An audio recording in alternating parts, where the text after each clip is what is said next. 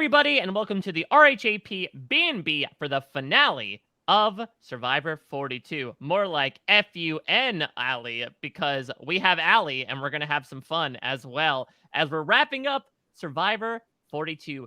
A winner has been crowned, and what a winner it is in Marianne. But we have so many things to talk about. Predictions, superlatives, the reunion, some other fun stuff along the way. We've got a big old ceremony to close it off. We're not just sitting around and eating pizza, okay, Jeff? We actually show up prepared and professional. And of course, I would not be able to do that without the great Liana Boraas. Liana, how are you? Well, it's interesting that you mentioned professional because I was thinking of some other P words that maybe we could unscramble, including party, because I think that that's really what we're going to have tonight, a party, as we break everything down from the finale. Just so much to talk about. What a fun season that we've had, and I can't wait to wrap everything up. Yes, you can find the party in the toes of the sleeping giant. Mm-hmm. Okay, well, that was okay, but like the whole thing where it's like, let's draw the shape around, like just in case you don't see it. Like, I mean, I'll admit I didn't see the foot-shaped rock personally. I love it when Lindsay's there giving the confessional. I just imagine the cameraman being like, like, look behind you. I mean, it would be interesting if nobody ever found it. If, like, it was too late between Lindsay wandering around and nobody being able to do a freaking junior jumble that they're like, they never got a challenge advantage. But, well, let's not, put our feet ahead of us in a manner of speaking. We, of course, have a wonderful guest. I mentioned her before. She's a tried and true legend here on the B&B. So happy to welcome back Ali Lasher. Did somebody call for an icon? Oh, that's the wrong show. No, I'm thrilled to be here. I'm always thrilled to be here.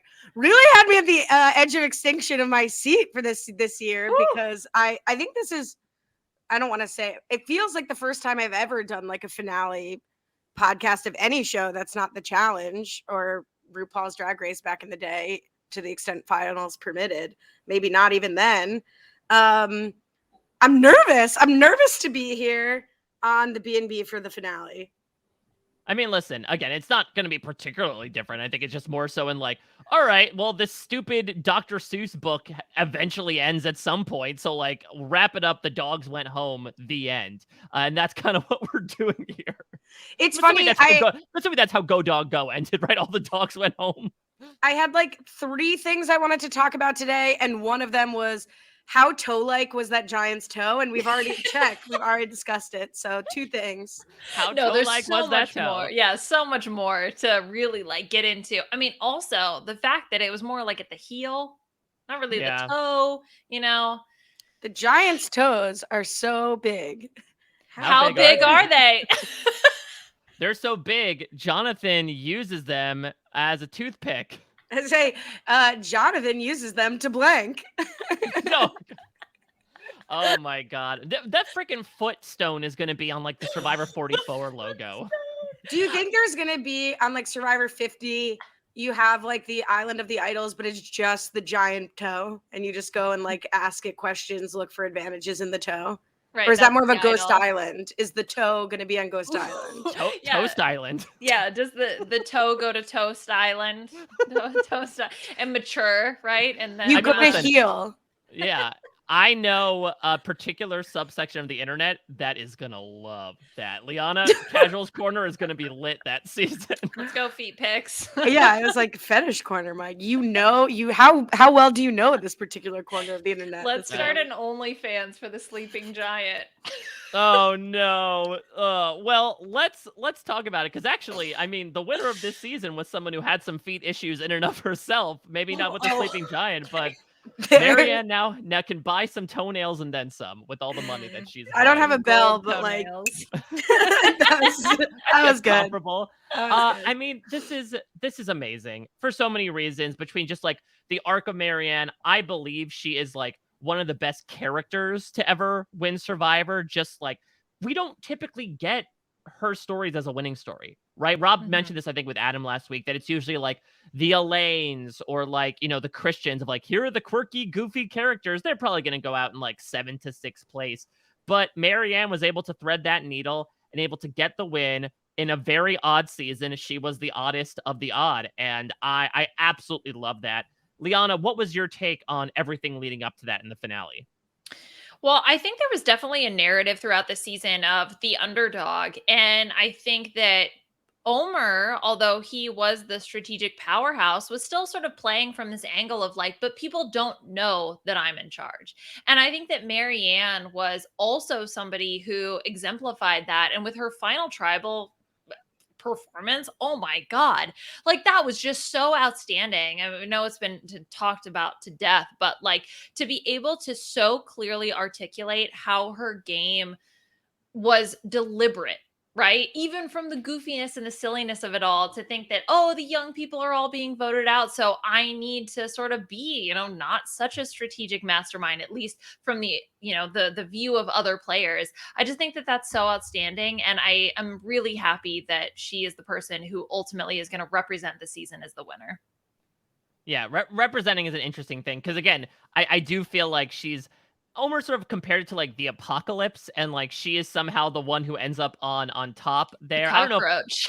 Yeah, exactly. I wouldn't necessarily call it that because again, I don't know. It's like a good apocalypse. I would not necessarily feel like this was a disaster of a season in any way. But Ali, what do you think about the idea of Marianne, to Liana's point, sort of like serving as the symbol of everything that Survivor 42 was in one package? Hate it. No, I'm just kidding. Obviously I was thrilled. Like the majority of folks. I think like to both of your points about the big characters, like not especially. I mean, I can't think of another female winner that fits this mold at all. I can think maybe like a Tony Vlachos, or like there are some character types that have gone on to win from the men's side of things, but like, how often do we talk about like, and I'm not saying Marianne is this, but like some of the bigger characters, a coach, a Philip Shepard, like a kookier person, do we want them to get to final tribal and have their performance like, actually every single thing I did was deliberate? I know Marianne said in her exit interview, like, yeah, it was helpful to have to say that phrase. Everybody thought I was ridiculous. Everybody thought I was a kook. I think she used the aspects of her personality that people often underestimate. She used, I mean, I came into this episode worried about Marianne, that Omer acknowledges in last week's episode that it's to Marianne's credit and that he's aware that he's going out. And yet everybody's focused on Lindsay, who I can't really, for the life of me, besides the fact that she's a physical threat, understand why Lindsay is a bigger threat to win in their eyes than Marianne, except for, people's inclination to underestimate a young Black woman as a strategic or physical threat. And that, coupled with all of the personality traits and strategic moves that Marianne used to her advantage, like, hell yeah, I love that Marianne comes out of this on top. I think about Lindsay, there's probably a lot we didn't see because her send-off felt a little bit like Ricard's from last season, where it was very much ceremonial of like, you're so great and you're so social and you're such a threat and blah blah blah. So I think the fact that her social game really wasn't shown to us is probably a disservice to Lindsay, because I think based on everybody else's reaction to voting her out, she clearly had a very strong social game and connections to other people. And I liked Lindsay. I don't mean to like underestimate her either.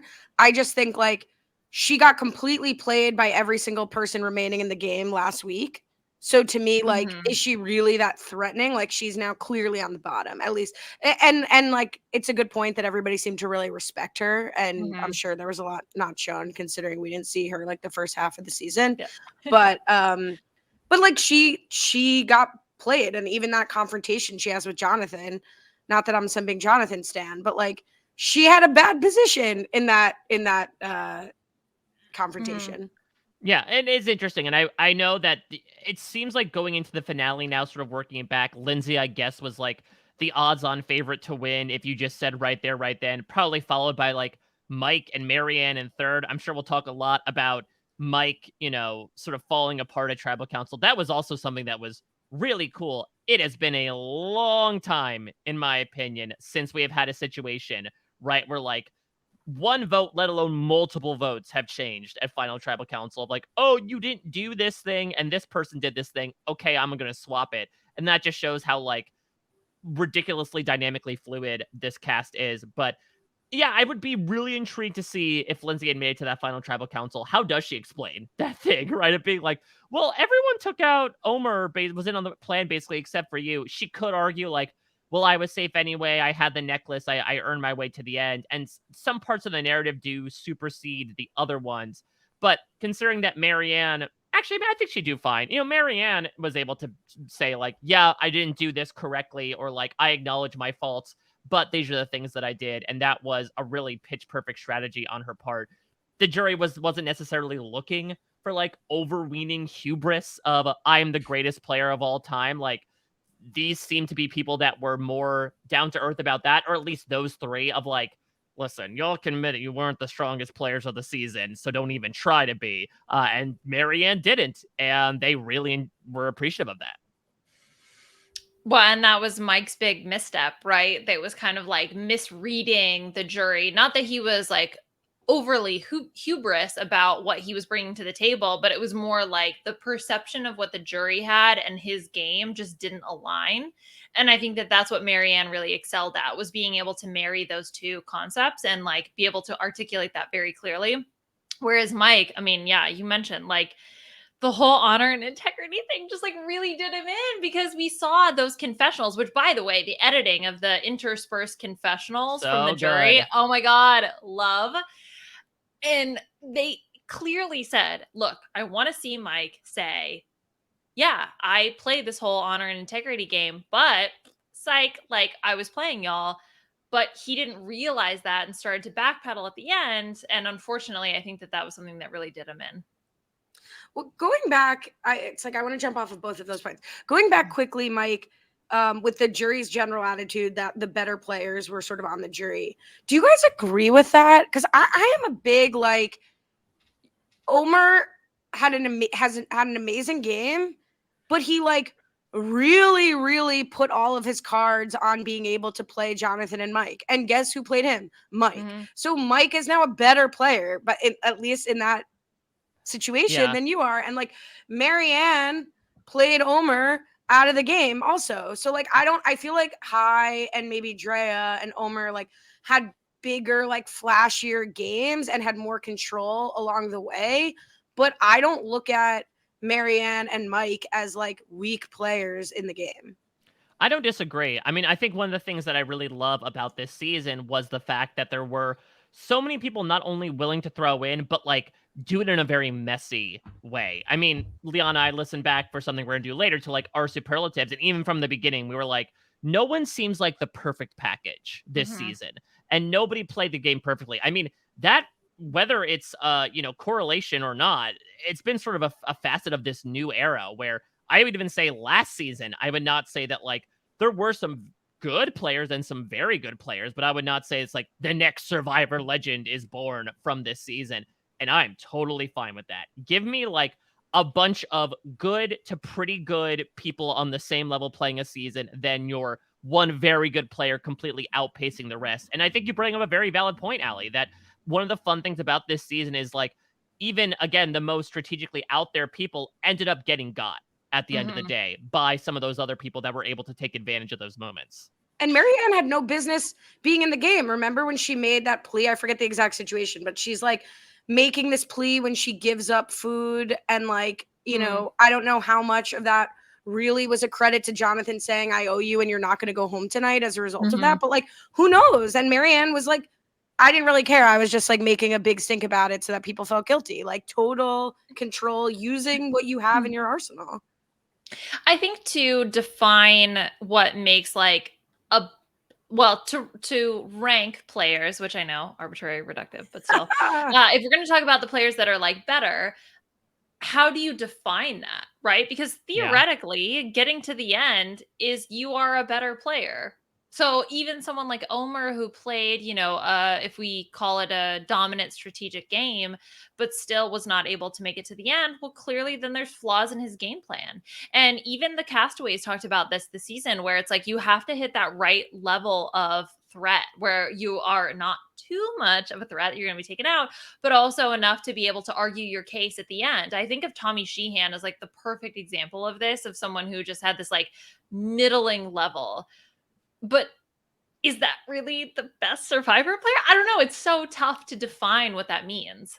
Because the other thing that gets funneled into that is perception and personality, right? And that's the fantastic thing about this show is like objectively, yes, you are outlining all the correct things that you can do, but you have to throw in not only your own personality and your demographics and everything like that that affects the way that people are seeing you, but also the personalities of everybody else around you too, right? Like, okay, I could do this thing, but if these people around me are not fans of that or don't respect that, who knows if Marianne makes a very similar speech to a different type of jury, Right. do they look upon it as favorably? I'm not sure. Is Mike able to get away with more, quote unquote, if he still does that thing of like, I only, lied to someone once in the game, and that's not really scrutinized as much? It's tough to say, but that's what makes this game so great, and that's what has it on the air for more than 21 years, as Jeff Probst OTT emoted during the reunion, is because it's been all about the personalities, in my opinion. That's why this season has been top tier for me. It was A+ in terms of personality. Going back to Liana's point about Mike not really owning his game and then sort of backpedaling at the end, I found that fascinating about, because usually I feel like we see the person who's not owning their game not understand that they're not owning their game. It was wild to me. And one of the most compelling parts of the episode, it was Mike having the realization that not only is the jury not buying what I'm selling, but maybe they have a point, and maybe hearing, and this is like a credit to the new jury setup that they can have this like back and forth. Maybe they have a point. Maybe I wasn't playing the game I thought I was, and it was, I was acting with honor when it was convenient for me, and I was determining what integrity is when it was convenient for me. I loved that from Mike, just as a character. I really loved his, and I think we've seen it throughout the season, like his willingness to genuinely listen and be interested in other people's perspectives, like the conversation he has with Omer, which is a real highlight for me this season about his religion. Like, that's Mike. And I didn't think it was enough for him to win the game over it, but I really liked seeing that from him. Yeah, I couldn't agree more. That was really fantastic. I mean, you talk about, as Jeff says, like raw and unfiltered, but like, I cannot imagine for him coming in, right, thinking like, all right, I think I've got the $1 million locked up. And then like essentially having your entire 26 worldview shattered, and him just being like, oh my God. I think to compare it to a similar man who had the same amount of hair as Mike did at the end of the game, probably would not be able to think that the problem is him. He would say that the problem is maybe the system. But I really do have a lot of kudos to Mike, and also like the emotionality of it too, for him to not only be able to stop amidst this incredibly emotionally stressful situation and try to change course, but also how captivating that was, right? That Final Tribal Council is supposed to be the culmination of everything you've done in this game. And for you to be like, oh my God, wait, you're right. I did do that. Holy crap. I didn't even realize that. I totally agree with you, Ali. It was one of my favorite parts of the entire finale.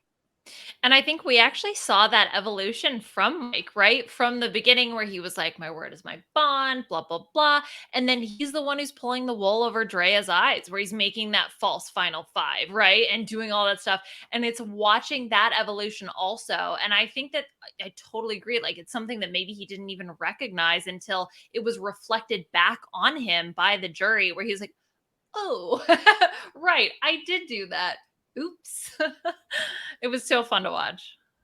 Yeah, and not only that, but also let's talk about the third person in the final three, like the Romeo situation. I'm gonna put him in like the Hannah Shapiro category of like didn't get any votes, but still did a really good job in that final tribal council. Where I think he was able to vocalize. I do find it interesting that I think Marianne and Romeo both have professions that deal with a lot of public speaking, and so I think there is a bit of a correlation there where they were able to speak were able to speak at least to that, whereas I don't know how many times Mike takes to the lectern at the old firehouse, but I would imagine he's not as accustomed to that type of forum as those two were. Mike, they do Poetry Month. Come on, you know this. He performed the Jabberwocky before. I mean, very.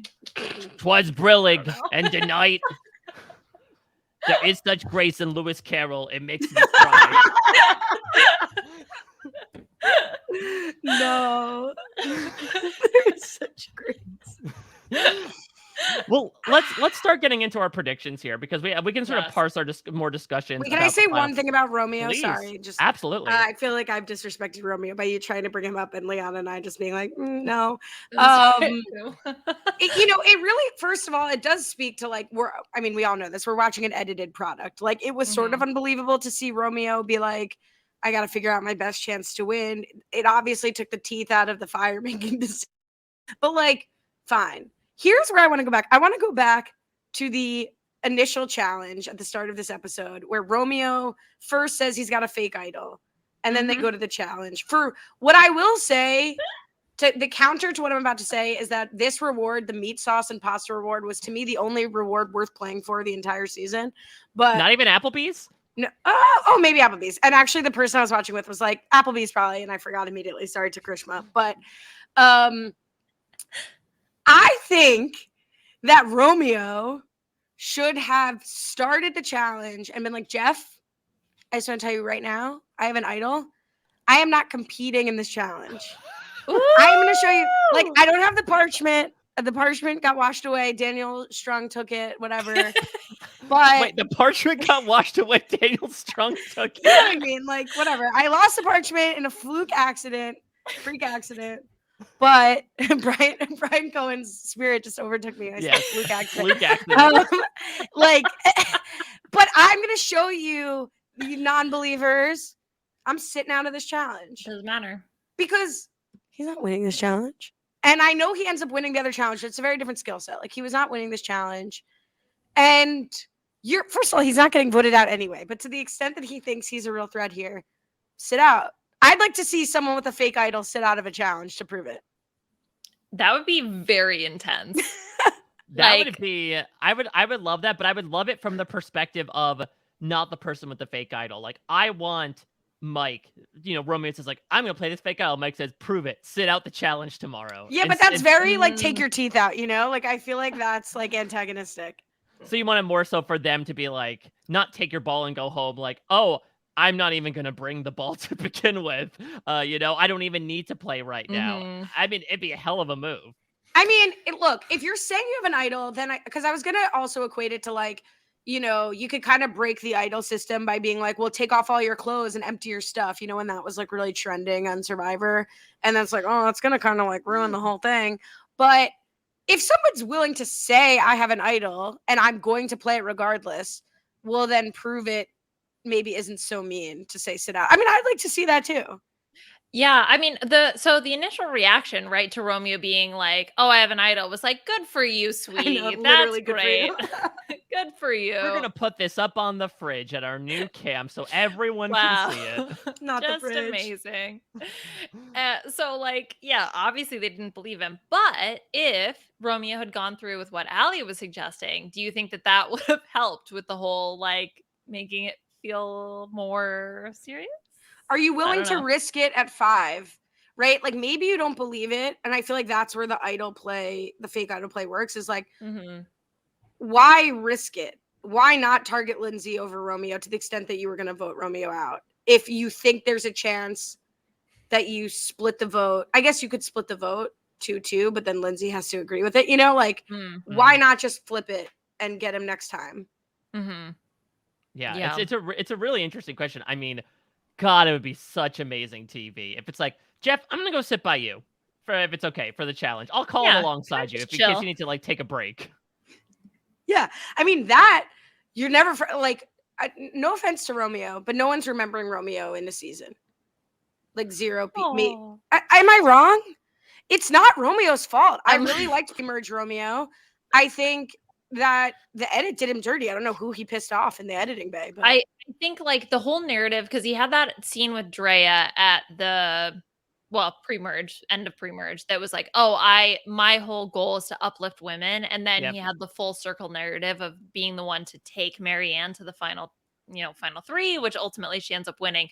So I feel like if anything, he will be remembered as the accessory to that. No which- one's remembering that, Liana. That was so generous of you. Nobody. Okay, I'm sorry. I do No, I'm think kidding. I'm sorry. No, No, I- sorry. You guys will remember. You guys will We remember. But will the normal, remember. I the will normal remember. people. I mean, The I North will remember remembers. Romeo. The thing is, here's I the will remember portion. Romeo. I will remember I Romeo will for this. remember Romeo. With the rice. No, the this, crouching the rice. Yeah, the crouching. And when he goes to the camera, he's like, shh. And he takes the rice. That moment set me. I live. No, all I'm gonna remember, what I'm really gonna remember from Romeo is him talking about how if it was a pot of doo-doo cockroaches, that he'd still want to eat it up Yeah, at the that merge. too. That's the thing, is that I think that maybe we'll remember smaller moments of Romeo, but Ali, I do really see your point that I could very much imagine discourse with Survivor 43 going forward being like, well, is this person a Romeo? Did they not have a chance of winning? I mean, Romeo Mm. himself even told me that, like, he realized basically right after he won that final immunity challenge that he wasn't even gonna win the game. Really? Yeah, because basically Aw. what he said was that when Mike came to him to make this argument of like, here's why you should put this person into fire, he ran through basically everyone's game, and Romeo realized, oh, sort of like he had the revelation that Mike did on day 26 of, oh, nobody sees what I'm doing. I'm not going to win. And he actually said one of the reasons why he picked Marianne to sit at the end with him is because he said, well, if I'm not going to win, let me pick someone who, if they won, I would feel just as good about. Yeah. If not, like, even better. And so that's why he ended up picking Marianne, which, Yeah, again, makes it's sense. really interesting. That is very rare, I feel like, in my opinion, where, especially with these type A personalities that are cast in this hyper competition where Jeff keeps beating this idea into you that anything can happen. I can't imagine how crushing yet, like, oddly satisfying it might be to be like, okay, it's out of my hands. I can't win. But I do think that a lot of conversation moving forward, and again, I'll say, I think he did a really great Final Tribal Council performance. So, like, I don't want to obfuscate that, but I could very much imagine, to your point, Ali, that it's going to be a lot of conversation now of, is Romeo like the new era GOAT now, as an example, a person you want to take to the end? I will interrupt you in the same rude fashion and say no one's remembering Romeo, even for that. But regardless, did Romeo talk to you at all about whether he considered making fire? Again, like if you're so at peace with the fact that you're not going to win, and granted, maybe you still have a 1% chance in your mind that, like, well, let me at least make it to the final tribal. Fair enough. But did he talk about considering making fire himself?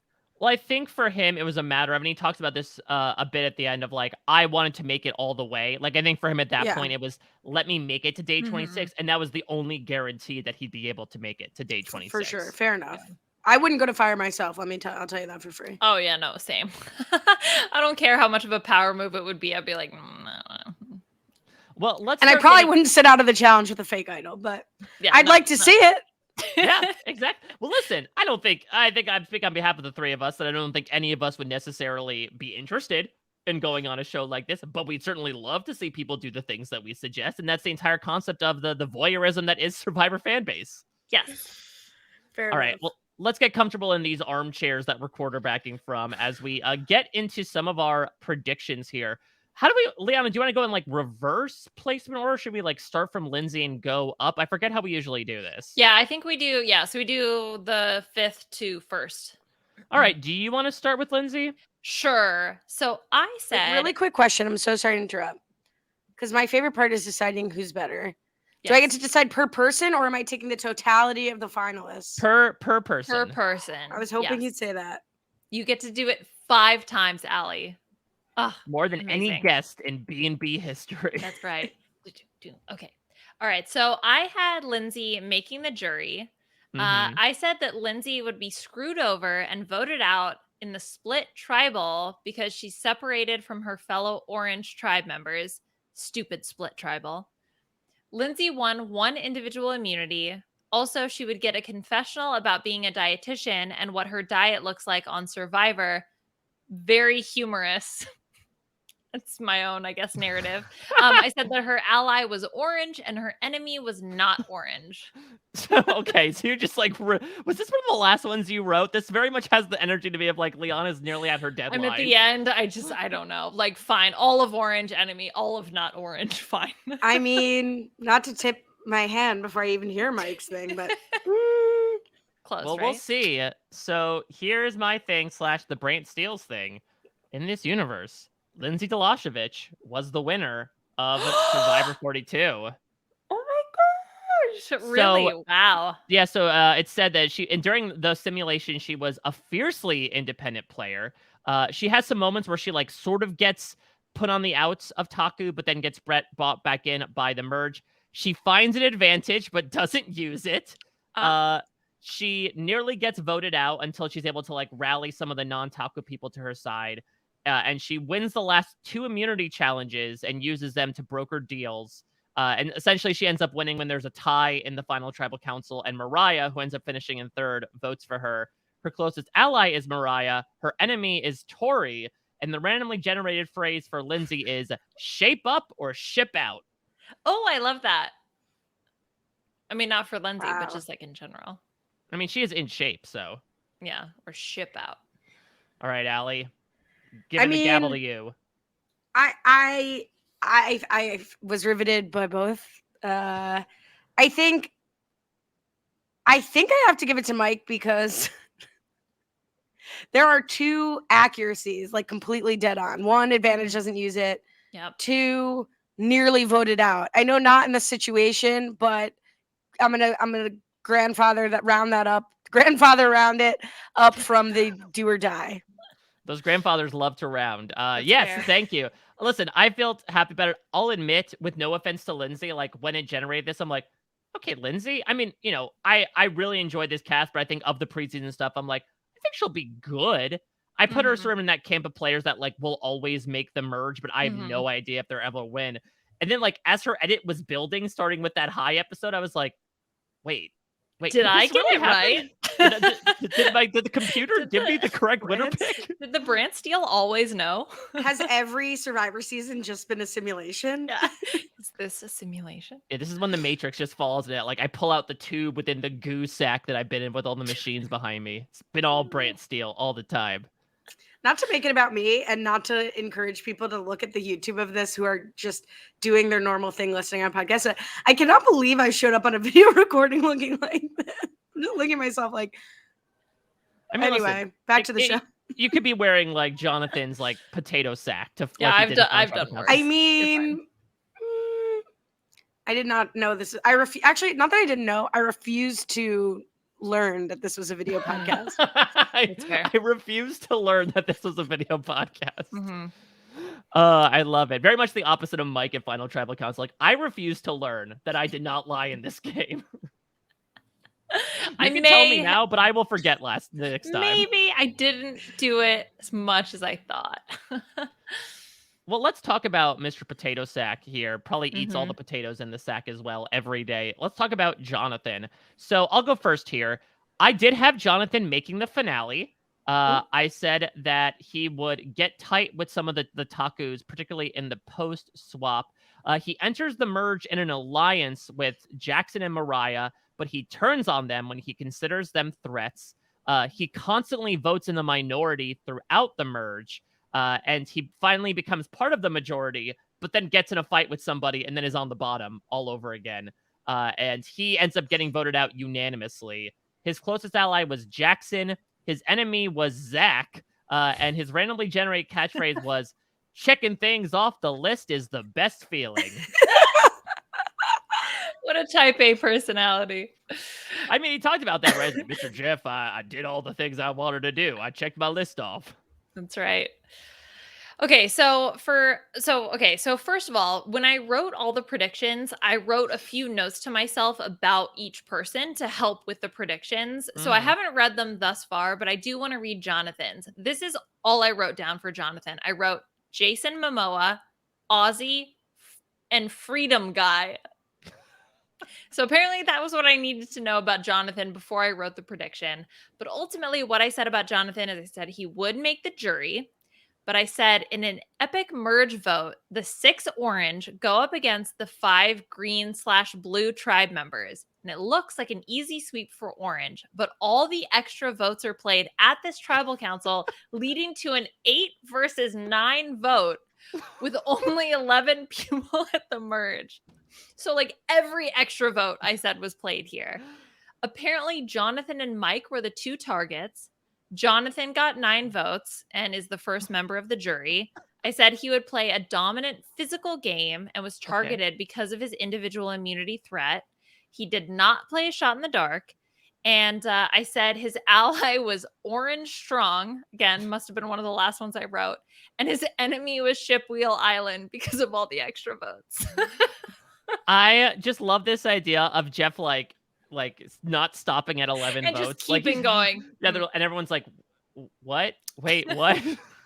Like, why are there 17 votes? Why are you confused? Hi, there's like 25 votes. How did that happen?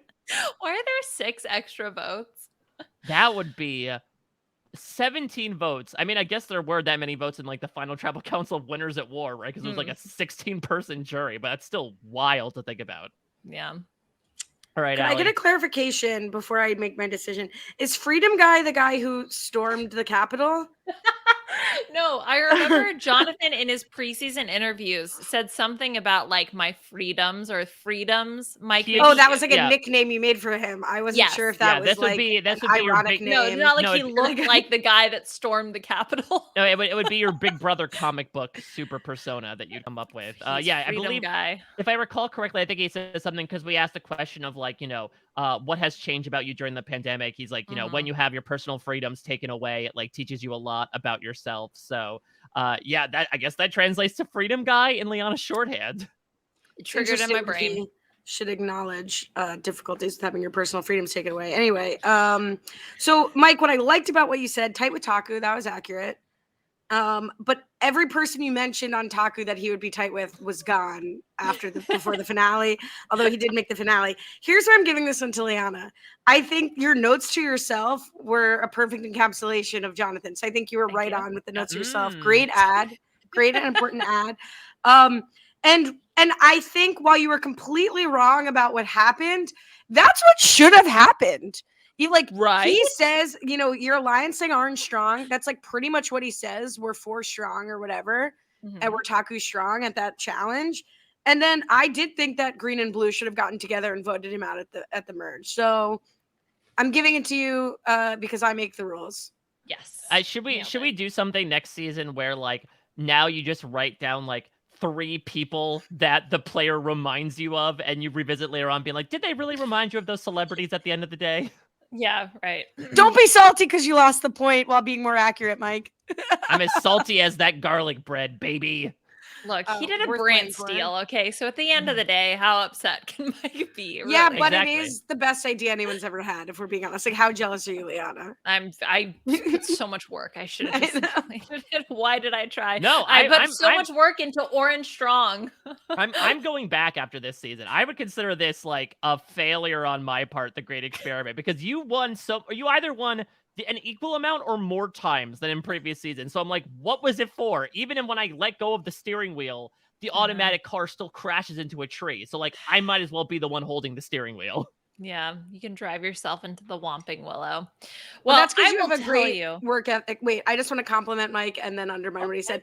Because you have a great work ethic, which is why you think being in control would be better. Most people would say that you didn't have to do the work, so that was better even if you lost. But anyway. Yeah, so it doesn't matter if you, okay. Let's analyze Mike's psyche more, but that's what we're really here to do. What's under my toe? I'm from science. Pseudoscience. Okay.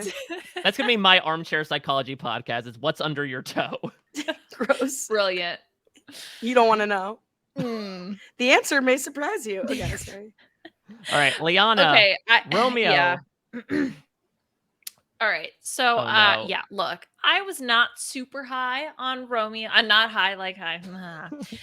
On Romeo coming into the season. So, look, let me just say I'm happy to be wrong, but I did have Romeo going pre-jury. And part of this is because I thought that the Ika tribe would struggle in challenges early. And after voting off Zach, Romeo would be voted out because he's a liability in challenges.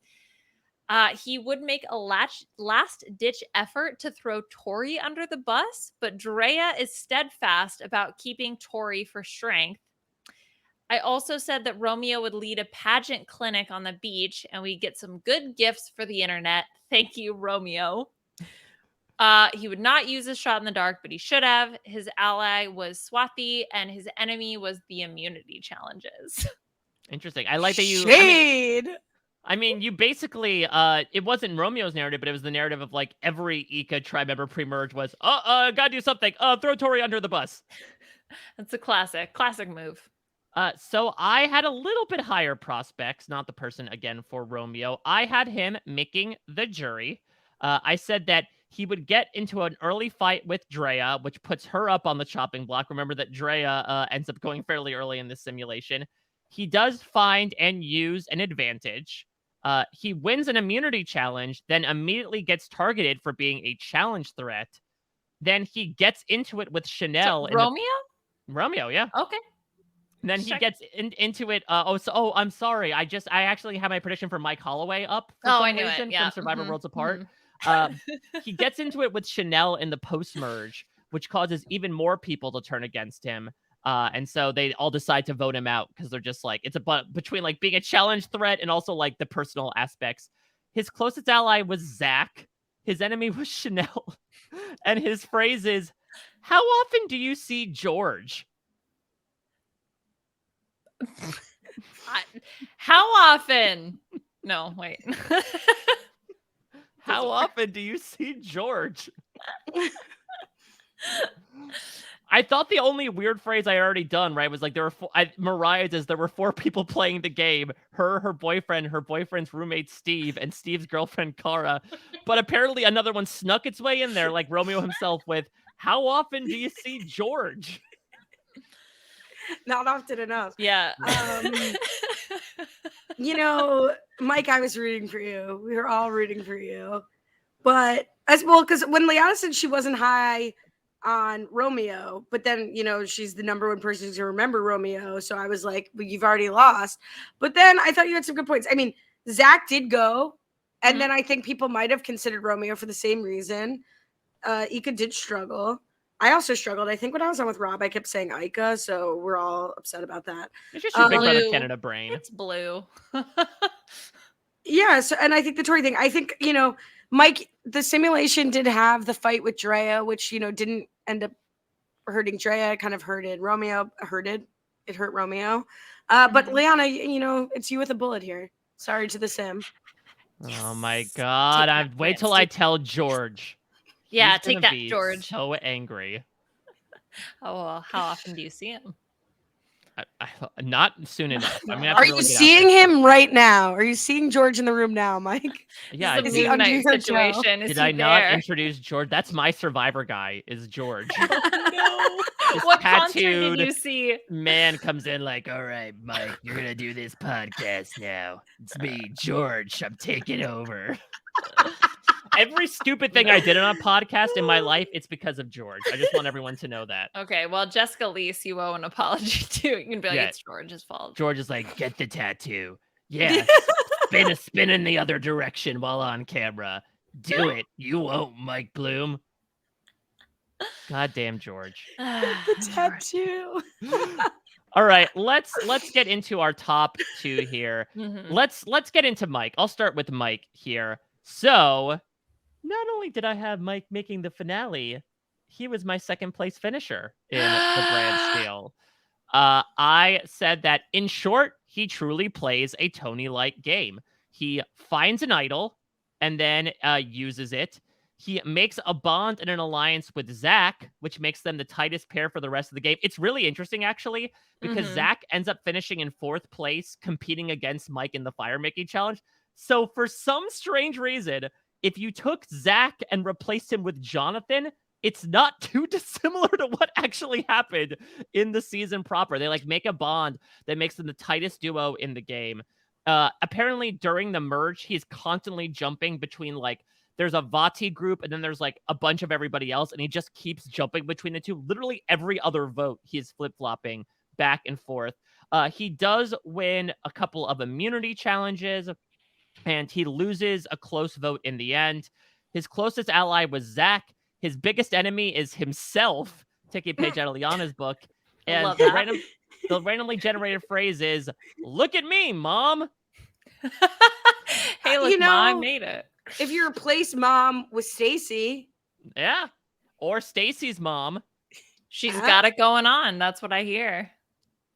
Okay, so this is so funny because I also had Mike making the final 3 as my second place finisher. If Wait, I look at the votes. that is wild. So, Mike had such a fun and Wait, I'm so magnetic. sorry. I have to understand. What do you mean if you look at the votes? Oh, so I only wrote like my winner and then my final 3, but if I look at the other person that made final 3, they had 0 votes, whereas Mike had right, 1 right. vote. Okay, So sorry. it's That was such a funny thing to say about predictions you made. If I read the votes, Well, technically, if I check if the votes. I read the votes, let me get the urn. I have not read All the right, votes. let's read all 17 votes. Okay, just sorry. saying, I'm yeah. back. I'm back. I'm back. All right. I said Mike has such a fun and magnetic personality that he excels at the social game, making connections with pretty much everyone. However, when he gets to the final 3, no one respects his strategic game, feeling that he was outplayed. He finds 1 idol. He receives 1 vote, does not play a shot in the dark. His ally was Jonathan, and his enemy was Daniel. And I didn't mention it here, but he does go into final 4 fire making. FYI. You got so specific. So let me just get this straight. With Lindsay and Jonathan, you're like, orange. But with Mike, you're like, he gets 1 vote. The order in which I write these becomes less specific as I go. Okay. The first people, I'm like super specific. I'm like, Zach votes for so and so, and you receive blah, blah, blah. No. Ali might have to manually pick her jaw up off the ground like Marianne did when Drea played the Knowledge is Power. This is, I'll admit, the I closest was we've much ever like had. Mike himself. I came in being like, all right, I can at least get this one because I had Mike's exact placement and the fire Mike making. himself. And now we canceled it out. First of all, I'm getting distracted by how upsettingly much I look like John Lennon right now for some weird reason. But anyway, You can be my Yoko Ono. Imagine Ali Lasher. Self-burn. Okay. I'm shook. I'm shook to my core. Good thing I take notes on these. It can be a tie. It can be a tie. No, it cannot be a tie. What is It could this? be a high. What is this? 1 season of Drag Race? Okay. Season 4. Tony like game. I mean, I feel like the simulation went for the low-hanging fruit on the Tony like game prediction. You had all of the right things if you replaced Zach with Jonathan as you flagged. I really did think he was jumping between Vati and the other tribes, maybe even more so than some of the other players. So I thought that was a good call. But you did say the close vote, and it was, shout out to Marianne, not a close vote. Enemy as himself, I kind of agree with that. Like, I think that's pretty fair, especially given that he would have won if he advocated for his game or was more aware of his own game, self-aware, you might say. I mean, but Liana like did not miss. I mean, I think the one miss Liana has is that the jury didn't respect his social strategic game, like the flip-floppiness of that versus like his strategy. I think if he owned his strategy, they might have respected his strategic game. But I think because you said of the connection with Jonathan, and he does have that beef with Daniel, as we referenced earlier, I have to give it to Liana, but it's a close vote, like in the simulation. Yeah. Maybe that's what it meant by the close vote. Again, it was just it was predicting everything that was going to happen with the podcast. And the simulation. I mean, listen, I think if we could, we would at this moment for many reasons. Well, listen, I don't want to like end anticlimactically, but Liana, I think you got Marianne because I'll just get mine out of the way. Oh no. She went pre-jury Oh for me. no. Yeah, unfortunately, the brand steel said that she lost her tightest ally, Omer, after the first vote, which caused her to be close with Mariah. She has a major meltdown. And because I had a swap in this version, she got swap screwed and voted out the first tribal council after the swap, where like basically everybody was like piling onto Marianne. And so her closest ally was Omer. Her enemy was Tori. And the randomly generated phrase was, "Our past is important to remember." I mean, Omer was voted out, so that's accurate. All right, that was something. It just shift the whole like narrative several votes later, but it's the same structure, right? Omer gets voted out, and then Well, Liana, the past is important to remember. Obviously, so. as we've learned, yes. Well, in this new era of Survivor, here's what I predicted for Marianne. So I said that she would make the finale and she loses the final 4 fire making. Ooh. So I said that Marianne's charisma is why at the final 4 she is such a huge social threat to win. So Omer makes the decision, because Omer was my winner in my whole Right. prediction. Omer makes the decision to send Mike, the odds-on favorite, in against Marianne to fire making, where the firefighter proves he can start fires as well. In a tearful, emotional send-off for Marianne. She was beloved by all, and if Sia was around, she would get the money. Does not play her shot in the dark. Her ally was Jackson, who apparently existed in this version, and her enemy was fire. I mean, it goes to Liana Yeah, of course. here.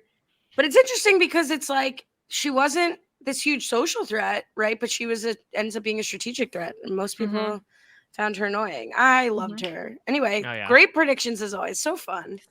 Yeah, Nailed well, it. I want to dote on some other predictions here because Liana, before we did any of these Brand Steel / Orange predictions, we did some superlatives for the cast that I think would be fun to look back on here and see how right we were in that way. So, first category we had was most likely to have a personal segment, which I'll say time and time again, like I think was one of the best editing choices and has now been used a lot more effectively now with this cast. I said Mariah. And you said Roxroy, and you went so far as to say he will get the first personal package. He did get one in the premiere, but I can't remember if it was the first one. Okay, I'm sorry, like not to get too ahead of ourselves, but Rockroy's question about like in the finale that was like, what was your favorite part about working at camp? It's like, or what did you contribute to camp? What was your best part about building the shelter? It was like, It was oh my so god, Roxroy, no. odd. Roxroy is like Camp Bot 5000 of like, all right, Roxroy only knows how to do 2 things: build a shelter and make a fire. That's the only thing he cares about in this world. In fairness, I feel like Jeff teed him up, right? Jeff was like, Roxroy, you really cared about camp. Yeah. What question do you have about camp? It's odd because I don't really think they categorize that as physical, and that's why the stupid like rubric I hate. But like physical would more so be challenges to me. So when Jeff's like, for physical, I'm going to the one person who physical matters the most, Roxroy. I think Jeff would just like creamed his pants when he came to the Exile Island, and it was like there's a shelter already built, and like he was cooking rice with a fire and like all of that. So I think he was just so taken, he just couldn't help but Got his rocks off with Roxroy. He did. I mean, his Roxroy's off. Roxroy's off. Yeah. It is interesting though, because and I think I agree with you, Mike. I like that the jury can interact and be more fluid, but I don't think the categories matter. But like, it wasn't really a physical final 3, so it's sort of tough to ask. Like, how you're doing the challenges when the Jonathan and Lindsay are on the jury? Well, even with them though, the highest number of individual immunity challenges won this season is 2. Jonathan and Lindsay each won 2, and Tori won 2 as well. So like, surprisingly, despite the fact that there might have been a discrepancy in physicality, like this was a fairly evenly balanced cast when it came to challenges. But yes, I think we were both fairly there, and Roxroy did get pretty close to having the first package. I'm pretty sure it was Drea, I think, because we actually saw in her opening footage like her running those hurdles. So I guess Drea counts as the first one.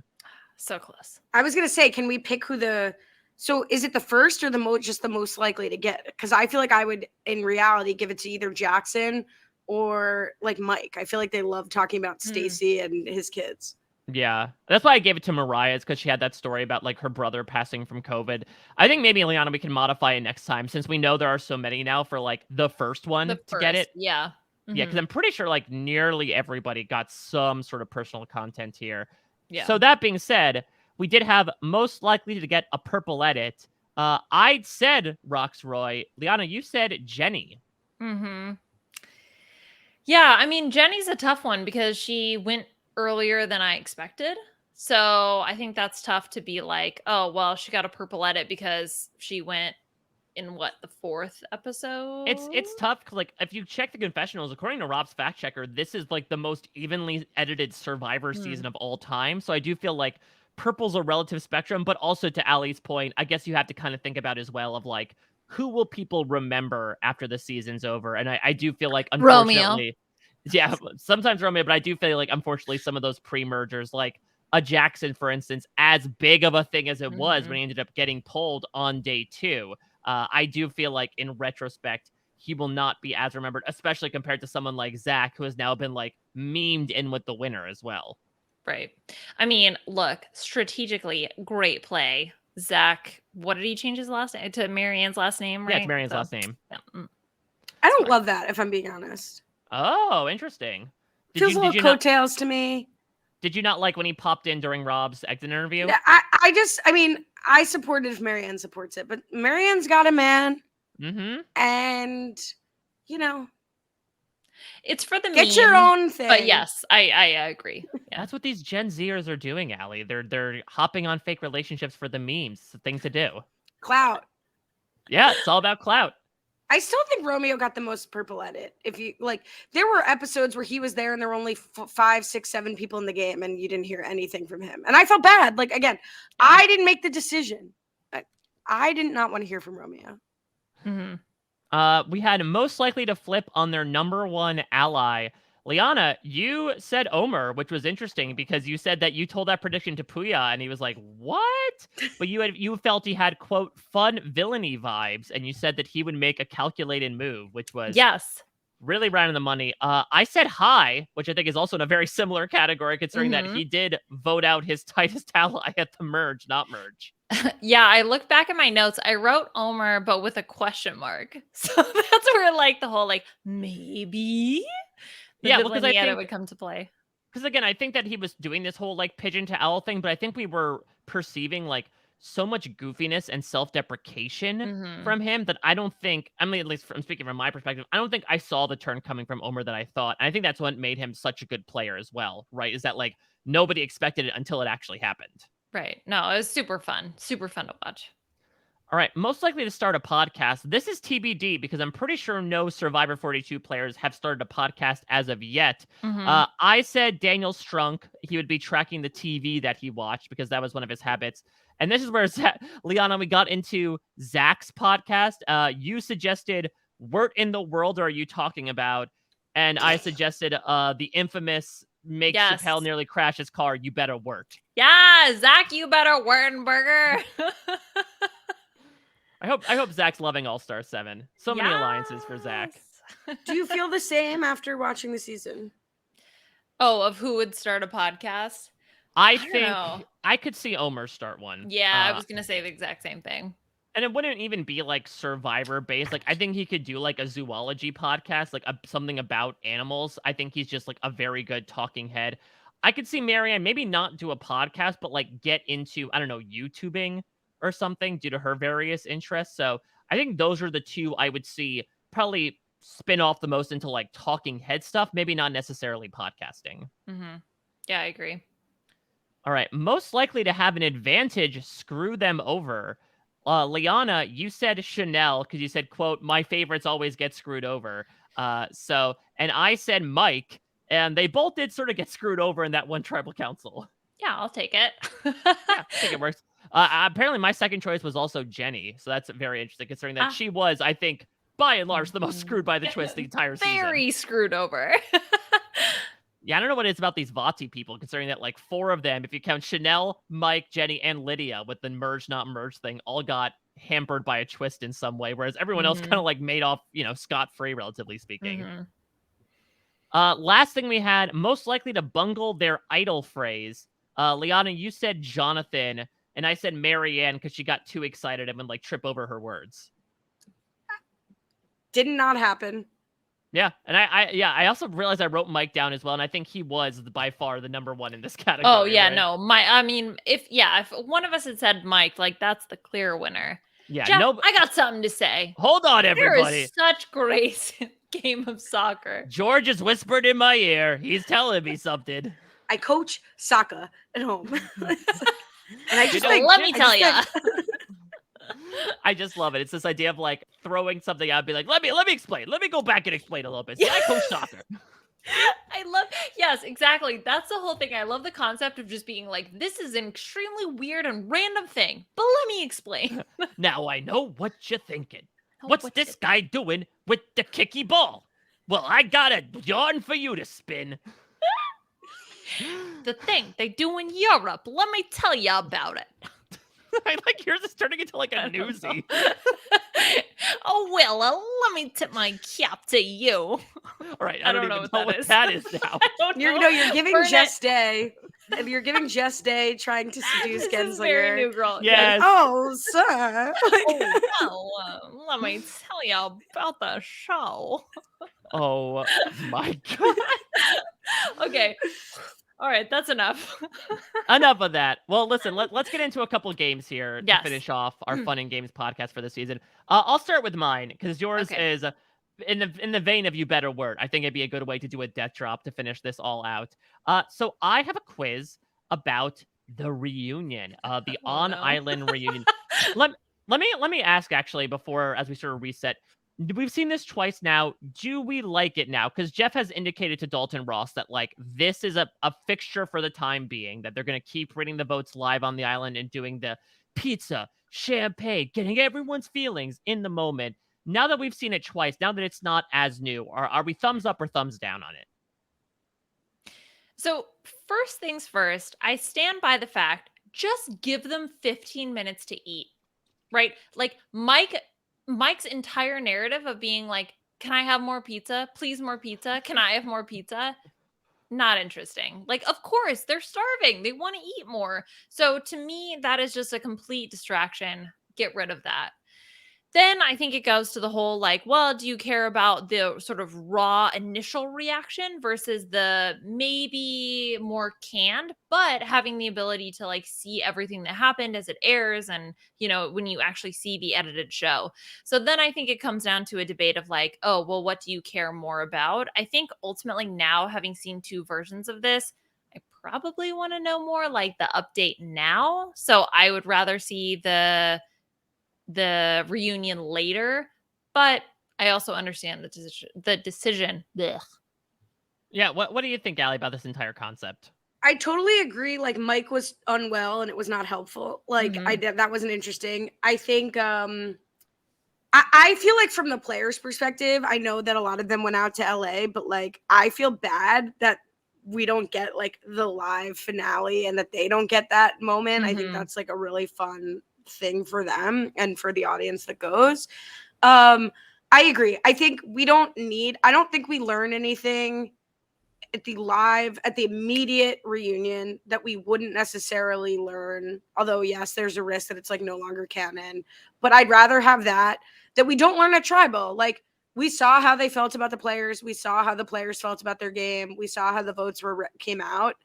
And I don't know that we like gain anything by like doing it immediately. Whereas like we want updates. Did you work it out with them? Are you still harboring a grudge? Like that's the point of a reality TV reunion. That's what I want to see.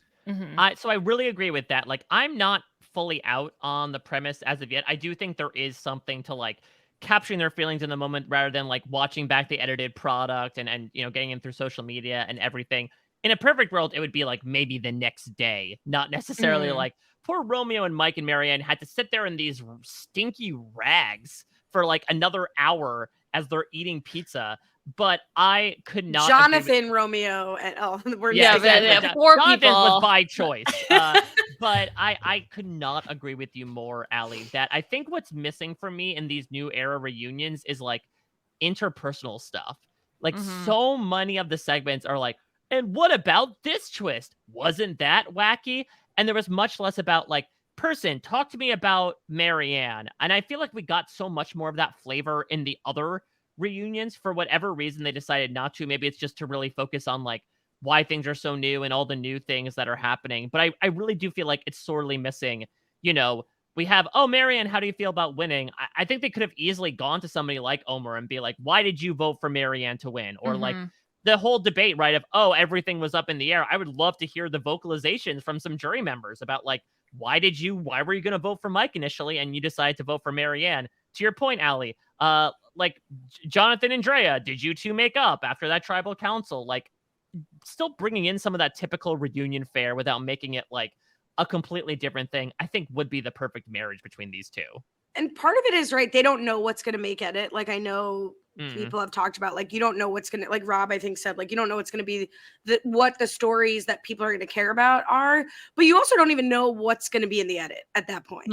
Obviously you can assume, I think all the examples you gave were pretty safe examples that were gonna make the edit, but who knows, like, the storylines they're gonna develop. But, like, I want to hear more about really Romeo and Drea, but, like, is that gonna be in the show? Is that not gonna be in the show? So I think it's tough. Yeah, I mean, when you were saying the next day, that makes a lot of sense to me. I was thinking, is there like a hybrid where, I really liked that they deployed like flashbacks where, like, instead of Mike explaining a situation, they like rolled a clip. Like, that's pretty cool in the edit that they can do that. But I don't know if like they could have like a Skype catch up with the top 3, like the last 10 minutes that like flashes forward to present day. Like, probably not, but I would be interested in that. No, I very much want to happen as well. And again, like you said, it's a logistics thing, but in a perfect world, I would love to do like the on island reunion and then either like the next day or the next week. And they used to do this with the earlier seasons, do like a where are they now type of thing, where maybe Colby it's like on the motorcycle. Yeah, exactly. Where maybe it's Jeff like catching up with just doing various segments, right? With being like, what is your life like now? Because especially in the day and age that we live in, I can imagine a lot has changed for a lot of people since they were out on the island in May of 2021. And so I think it'd be a good thing to do, especially now that they're only doing 13 episodes instead of 14. It could be a good way to squeeze in an extra week. But again, that's, wishful thinking when it comes to a network like CBS. At the same time, best case scenario for podcasters, right? Because, like, you're always interested in the deep dive or the interview, but now, like, you're maybe more interested because you didn't get to see where people are at now. So good for you. Doing some lip service for the podcaster. What was that? Your good for you dance? I'm so upset. I should have read. Is that your randomly generated phrase that you had to say on this podcast? You have to wag your finger. Maybe that's the next level. Is like, not only do you have to say something, you have to put a movement to it as well. Yes, a gesture, right? That's what we're going for. So you caught me. Jordan Kalish slipped me a secret phrase that I had to get by you, and I didn't do it. And it says, good for you, parentheses, wag your finger like you're in 1927. Well, sir. Oh, Mike's kicking around the soccer ball and wagging his finger at the same time. Well, it's such a grace in the game. All right, so how it's going to go here is I have multiple choice questions for you both about the reunion. We will go. I'm debating. Do you want to go back and forth, or would you rather just do the honor system? You both write down an answer to the question. What would be more fun? Liana, do you want to refuse to play? We'll overtake. Yeah, actually, Ali and I discussed it, and we decided that. All right, I'm going to play with George. Our answer is no. Oh, okay. Our answer is no. All right, why don't you which would you rather do? Go back and forth, or do you want to try to answer as many questions as you can? Or we work together as a team. You know what? You can work together if you want to, actually. Collaboration. Let's do it. Teamwork makes the dream work. Mike's like the orange. All right. So let's play go against a random answer generator? Yes. Can we That's play a great against idea. Yes. Yeah, All the right. Grant Steele versus Ali and Liana. All right, here's what we'll do. Okay. I will go to random.org. Every question, I will generate a number from 1 to 4. That will be the computer's answer. It's so All right, stupid. If you defeat Skynet, humanity wins. If you do not, we are enslaved by our computer overlords until Survivor 43, when the octopus takes over. I've been waiting my whole life to cheat off Liana for one of these quizzes, so this is exciting. All right, question number 1. Oh no. Which jury member? So I started with like when the votes were being written down. Okay. Which jury member do we see when they cast their vote write an M? Oh, Ali. And nothing else. Oh, was it Chanel, Roxroy, Tori, or Hai? It's Chanel. I 100%. Okay. I had 2 people I wasn't sure, but it's Chanel. Okay. That is correct. It is Chanel. You got it right. But so did the computer. No, it did not. The computer randomly generated the number 1. We played ourselves. There is currently a tie between you and the computer. What have we done? All right. I feel like I'm on the chase. Like the Beast also had 1. All right. We moved down. Next question. So now we're actually into the reunion. I just wanted to throw in that Chanel thing because I think it's very fun, right? How it's almost like the David Archuleta American Idol season finale where you could be like, the winner is David. And they pause for dramatic effect of like, yeah, 2 jury members have the same first letter in their name. So you could write it down and it still builds suspense. I'm not gonna lie, I was like, but there's more space. Like she wrote it with enough space to write the whole name. So I was like, obviously Marianne. I Nailed agree. You it. would start closer to the middle if you were writing. Yeah, I don't think Chanel does left justification with her votes to be like, not Mike all the way on the left. Center justification, goddamn. Yeah, this would look crazy. This is the visual example. Thank you, Ali. Yes, thank you. It's like you just like forgot to write something. You got rushed to write something in there. All right, next question. Now we're in the reunion. I mentioned it before when Jeff, pulls the jury to say, how many of you were truly undecided going into tribal council? How many of the jury members, when asked this question, did not raise their hand? How many did not raise their hand? Question. Do you include the people that went like this? I'm including if their digits went like above, if they were raised any sort of amount of verticality. If any sort of fingertip went like, that counts to me as like sort of vocalizing your consent to that. Okay. So was it 0, 1, 2, or 3? That did not do any type of verticality. Yes. Which is a word, I'm sure. So there's 8 jurors total, if I counted correctly, right? That's correct, yeah. Yes. So I thought, is it 5 people that flipped who were going to vote for Mike? This is not the same question. Or was it 5 that were... It might be later on, though. So I can't remember if it was 5 and then 2 that went like, because I remember Omer being like, nya, nya, nya, and someone else went, nya, nya, nya, but I can't remember how many people Are you doing your own secret phrase now? Yes. Meow, meow, meow. Yeah. But there were definitely a subset of people. So Drea, crap, who are the other ones? So it would be 5 people. Of the people raise their hands, the multiple choice works out to 5, 6, 7, or all, everyone. Right? 0, 1, 2, 3. 0, 1, 2, 3. So that, so that to Allie's point, it would be that implies that 5, 6, 7, or all 8 jurors said they were undecided going into final tribal council. Okay, well, it's definitely They're not 8. Yeah. Right? So we can rule that out. And I don't think it was 7 either. Because I feel like there were at least 2 people who kept their hands down. So let's say 2. Okay, let's say 2. So you're saying that 2 people said they were not undecided going into final Jonathan and somebody else. Their mind was made up. Yeah. That is incorrect. Is it 3? Everyone was undecided. No. They're lying to themselves and others. Did Jonathan put his hand up? Jonathan did put his hand up. He did. No. So there were 2 shots. Review One the was footage. everyone but Chanel. The other shot was everyone but Jonathan had their hand raised. So yes, apparently everyone claims they were undecided. Luckily, the computer was also wrong. So you're still all tied up. That's fine. But you really set things up perfectly for the next question. When Jeff asked who came in voting for Mike and was swayed to vote Marianne instead, how many people raised their hands? Was it 2, 3, 4, or 5? It's 5 because unless Rob and Steven are wrong, they talked about this on Know-It-Alls. All right. The Know-It-Alls saved your... Oh, it's right? Okay, I wanted to confer with Liana. Yep. No, I agree. Okay. Know-It-Alls saved your butts. That is correct. It was Roxroy, Tori, Lindsay, Drea, and Omer going, meh, meh, meh, meh, meh, meh, according to Liana. So I think that counts. Like 4.5 to 5, I would say. Yeah, I knew it. Well, you either changed or you didn't. Like, I don't understand the like. Well, it was weird because it was like Jeff asked a question. It was like, so who came in undecided? And some people went immediately like, yes, me, my hand. And then other people went like, well, like maybe. But I'm like, well, what does that mean? Does that mean like you didn't come in undecided or you're undecided about being undecided? I don't know. Yeah, maybe it's this idea of like apportioning your share of like, I'm, 65% Marianne, 35% Mike. And then after that, I was like 80% Marianne, 20% Mike. Like that the shares change, but not the leader overall. That I get. I can understand being like, man, maybe I'm undecided. I was like a little bit more inclined to vote for one than the other, but I was open. I don't get saying I came in voting for Mike and then I switched as undecided.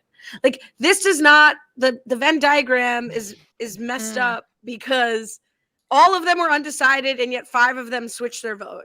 Then you were not undecided, you were decided but flexible. That is still wild to me that, like, in a season that barely had any live tribal councils, the final one turned out to be the most live of them all. That votes were switching all over the place. Well, Marianne really came into her power in the last few votes, so it does make sense. Mike was more like flashy. And that freaking idol reveal, honestly, might be one of my favorite final tribal council moments in recent memory. So it was so good. I was sitting there being like, oh, it would be so sweet if Marianne had an idol played on her and then played her idol on Lindsay. Like, what a way to undermine Mike. But then Mike is so pissed. And then, like, he humiliated Mike. It sort of looks mean-spirited. It's unnecessary because why? I actually give credit to Romeo and Marianne for talking this out. Like, at that point, Lindsay is really the only person that maybe has a prayer to beat Marianne. Like, certainly not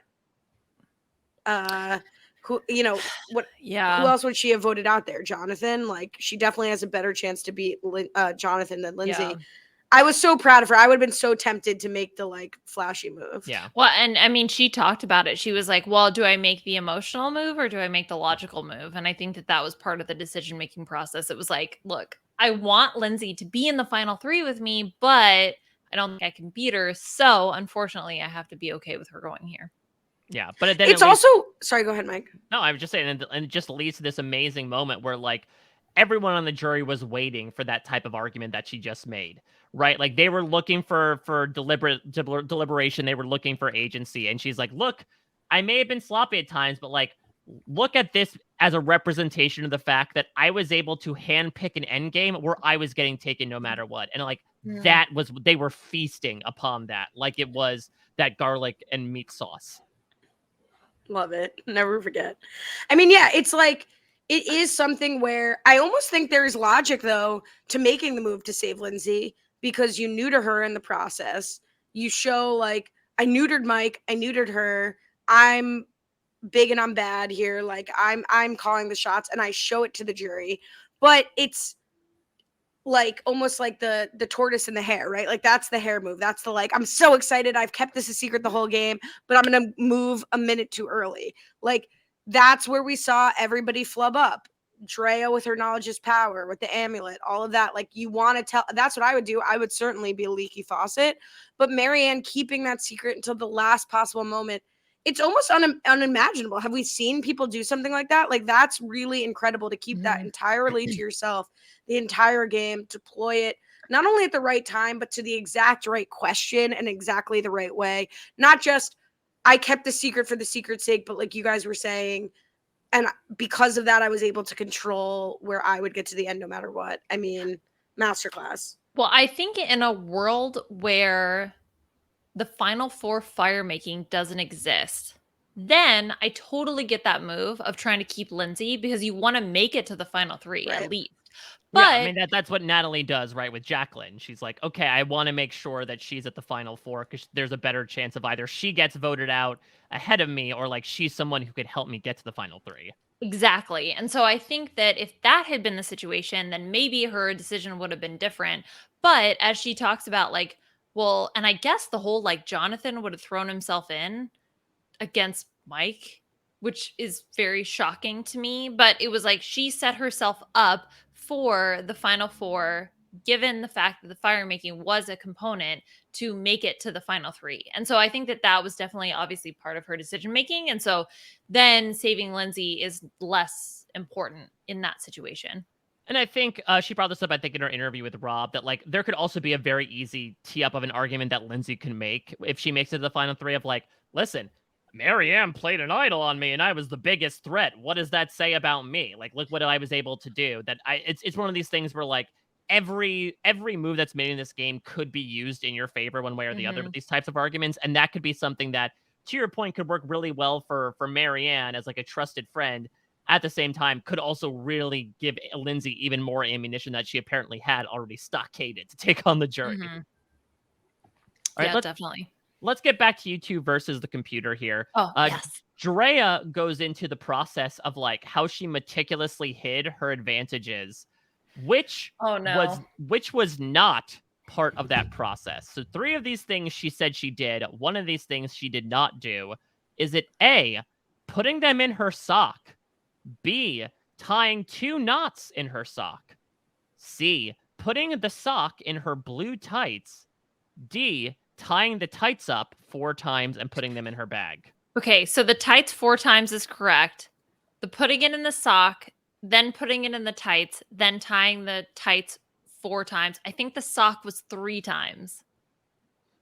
I'm going with Liana here. Oh, no. Okay, so we're going to say sock tying 2 times. That is correct. You are Yes! right. I knew Yeah, I it. don't even think she talked about knots. She just said she like tied it around a couple times, which I'm not sure how that works, but God, I love Drea's just like encryption upon like 3-factor authentication of find out someone has cracked into my advantages. I loved it because she was like, then I knew if someone had gone through my bag because I tie it 4 times. So That's like my brother set an elaborate trap when he was a kid to protect his Halloween candy from my mom, where it was like one of those Goldberg machines. What's it called? Yes, yeah, Rube Rube Goldberg. Goldberg. Yeah, and it was like the end result would be like if the door opened and someone like touched the candy, like a chapstick would fall on their foot. Like, Wait, that's the big it was thing a that would make deterrent. Yeah, that's his Home Alone moment is chapstick on your foot. yeah, it was not the greatest, but he was young, so it was impressive. Wait, did we find out, speaking of impressive, if the computer got the answer right about how many jurors switched their votes? Oh, it got it wrong, and it got this one wrong as well. Suck it. Yes, So, suck it, computer. you are ahead 3-1 right now. Yes. Oh my Flex God, on Allie, him. look at us. All right, next question. What game did Lindsay compare the new era of Survivor to?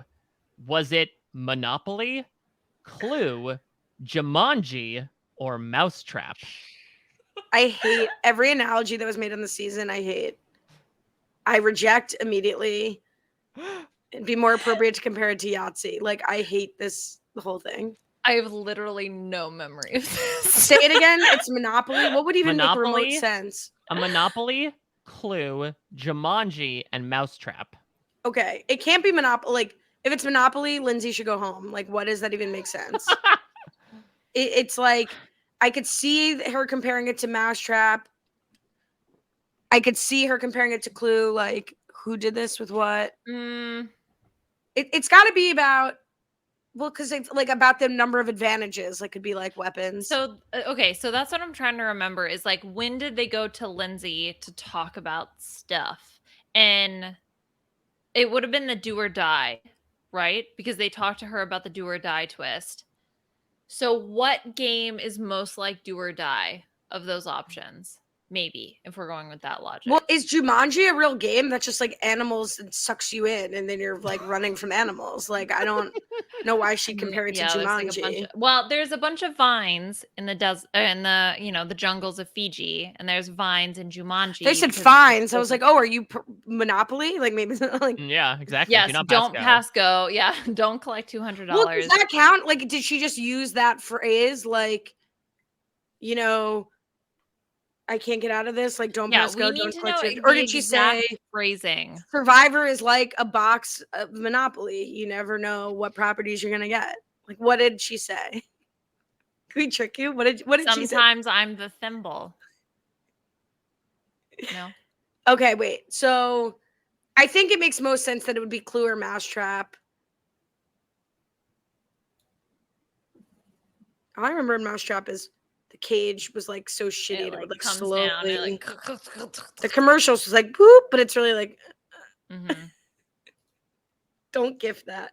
I have no idea. I don't care. Okay, we don't care. So we're gonna answer mouse. And I'm gonna say Clue. I'm using our advantage that you didn't know we had. Yes! You get 2 guesses. Our extra answer vote. But you're both wrong. It was Monopoly. Jumanji. Well, then screw her. That doesn't make any sense. When did she say that? Was it about the do or die? I mean, she was just talking in general about the new, like, oh, it's Jumanji, like you're in the middle of the jungle and there's like you're running from animals and you're running from advantages and everything like that. So What yes, animals did they it was run Jumanji. from? Analogy for the season, and that the analogy makes no sense and does not apply. I will note the computer did get that one correct. It had the animals on its No. side. That So just now shows how little sense it made. So now Yeah, yes, thank you. it's being narrowed down. It's 3-2, but I think you could still eke it out here. Let's continue on animals that might grace the jungles of Monopoly of Jumanji. So Omer gets that segment, right, where he compares animals to each one of the finalists. What animal does he compare to Marianne? Is it A, a Nicaragua robin, B, a Panama sparrow, C, a Guatemala cockatoo, D, an Amazon parrot? I think it was Amazon parrot. It was something that talked. They're all birds, though. Shit. I think it was birds. That's why I'm wearing flamingos on my shirt tonight. Well, thank you for You're welcome. doing that. Yeah, sure. I think it was a parrot. So the only parrot option is the Amazon parrot. So that's what I feel comfortable going with. Ali, I don't know how you feel about You this. reacted excitedly like you knew when they said I feel like I remembered it so clearly, and then Mike started reading the options, and I was like, oh, crap. I might as well have not have watched this, so I think I'll go with you. I knew it was a bird, but they're all birds. That is the problem. I'm gonna go with the Panamanian parrot, and I think Ali supports me in that decision. So just I to think it's the clarify, Amazon parrot. Yeah, it's Nicaragua robin, Panama sparrow, Guatemala cockatoo, and Amazon parrot. Sure. Panama sparrow doesn't make sense. Spirit. The cockatoo one sounds like a Mike Bloom special. We're going with the parrot. The parrot is correct. Yes. Okay. I knew it. Yeah, but they were all the other ones I made up. I took other names of Survivor seasons and put a bird at the end of it, and I put a bird on it, and that's how I made up with the answers. The computer also got that one right, though. Damn it! This computer. Very impressive. Computers are impressive. Hot take. Yes, something said perhaps by the creator of Amazon Parrot, Jeff Bezos. It's doing better than random chance. Yeah, very true. That's true. What do you know, computer? I'm like Zoolander. Tell the me. files are in the computer. Talk about another throwback. It's like 2001. All right, let's stay on animals. So Omer, when asked about Mike, like he takes a pregnant pause, and Jonathan decides to lean over and chime in with one, and Omer just gives him face, and Jeff's like, Jonathan, the man is trying to work here. What animal does Jonathan suggest that Mike should be? A, grizzly bear. B, golden retriever. C, walrus. D, thoroughbred horse. I have a guess that's unfounded. Okay. But Liana, while you think of the answer, because we're going to go with you, I do want to say one more thing. I don't know why I'm flapping my wings like an Amazon parrot. Mm-hmm. One more thing I don't like about the live reunion or the immediate reunion is the pre-jurors. Yeah, they don't get to participate. Zach didn't get to get some honey. Sort of not my concern, but all right, Liana, the answer, please. Oh my God. So I remember his final answer was a koala bear, but I don't remember what Jonathan. I think it was a koala. Was it koala? Was that the final? It was a koala bear. I will say Can you that. repeat the question? So when Omer is asked to say, like, what was Mike? Jonathan then leaned over and, like, suggested something. And Jeff and Omer both told him off. What was that animal? Was it a grizzly bear, a golden retriever, a walrus, or a thoroughbred horse? No, walrus is a read, whether you came up with it or whether it's the answer. I think that's a Mike Bloom special. Mike Turner. I didn't realize they let walruses on the show. Arf, arf. I was gonna say, woo, woo, like. Oh my God. Seal. The thing is, do walruses go like that too? I don't know. I think they're kind of lazy. I don't think they do that. Mike Turner. Mike Turner. Yes, Robbie Mike Turner. Okay, sorry. What were the options? I feel like we got through it. We got it right. Grizzly bear, golden retriever, walrus, and thoroughbred horse. I remember Mike saying I remember Jonathan saying something and I remember not being able to hear it and I genuinely don't remember. I don't remember, Ali. I don't. So I'm trying to decide if Jonathan's answer would influence Omer's decision, in which case I think golden retriever is the closest to like a cute koala. But I feel like walrus would be hilarious, but I think that's a Mike Bloom special. I thought my instinct of the most close animal that Jonathan would say is either a grizzly or a thoroughbred horse. Well, he does ultimately say koala bear, so maybe grizzly bear is like Oh, that's interesting. closest. All right, we'll go with grizzly. Final answer. Get us out of here. You got it. You sunk your claws into it. Grizzly bear is the correct answer. Oh my god, thank God. Okay. And the computer got it wrong. So, Oh. with one question left, you are in the clear. You have We beaten can't technology. lose. Yay! Okay, so it doesn't matter. But the last Today- question is for 2 points. Yeah, today, flesh beats Ali, shut circuits up. once and for all. Well, this question is about the preview for Survivor 43, which was Yes. pretty good. But there was one takeaway I had to have here. One particular future contestant that we're probably going to talk a lot about in the fall said that he had a certain phrase tattooed on his butt. What was that phrase? Oh no. Was it A, let her rip, B, gnarly to the grave, C, live to get radical, D, down in the dumps? Can I ask 2 questions?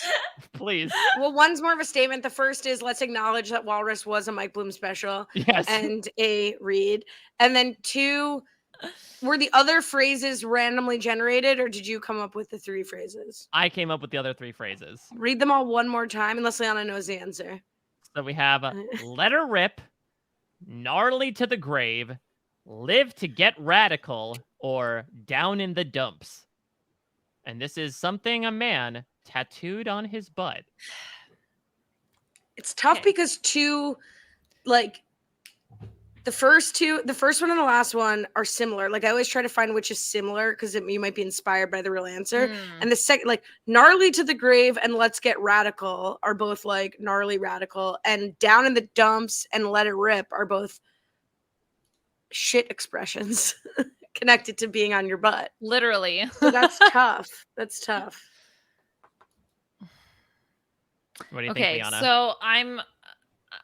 So I can see, because I remember it was like he said it and then there was he was in confessional, so I can see the person. The problem is that I'm failing to remember the phrase itself. Okay, let me see if I can reenact a similar situation that might jog your memory. Thank you. Yes. Like, Thank you. I've got let her rip on my butt. That's one. Okay. Yep, that's one. Okay, I've got gnarly to the grave tattooed on my butt. That's 2. That's 2.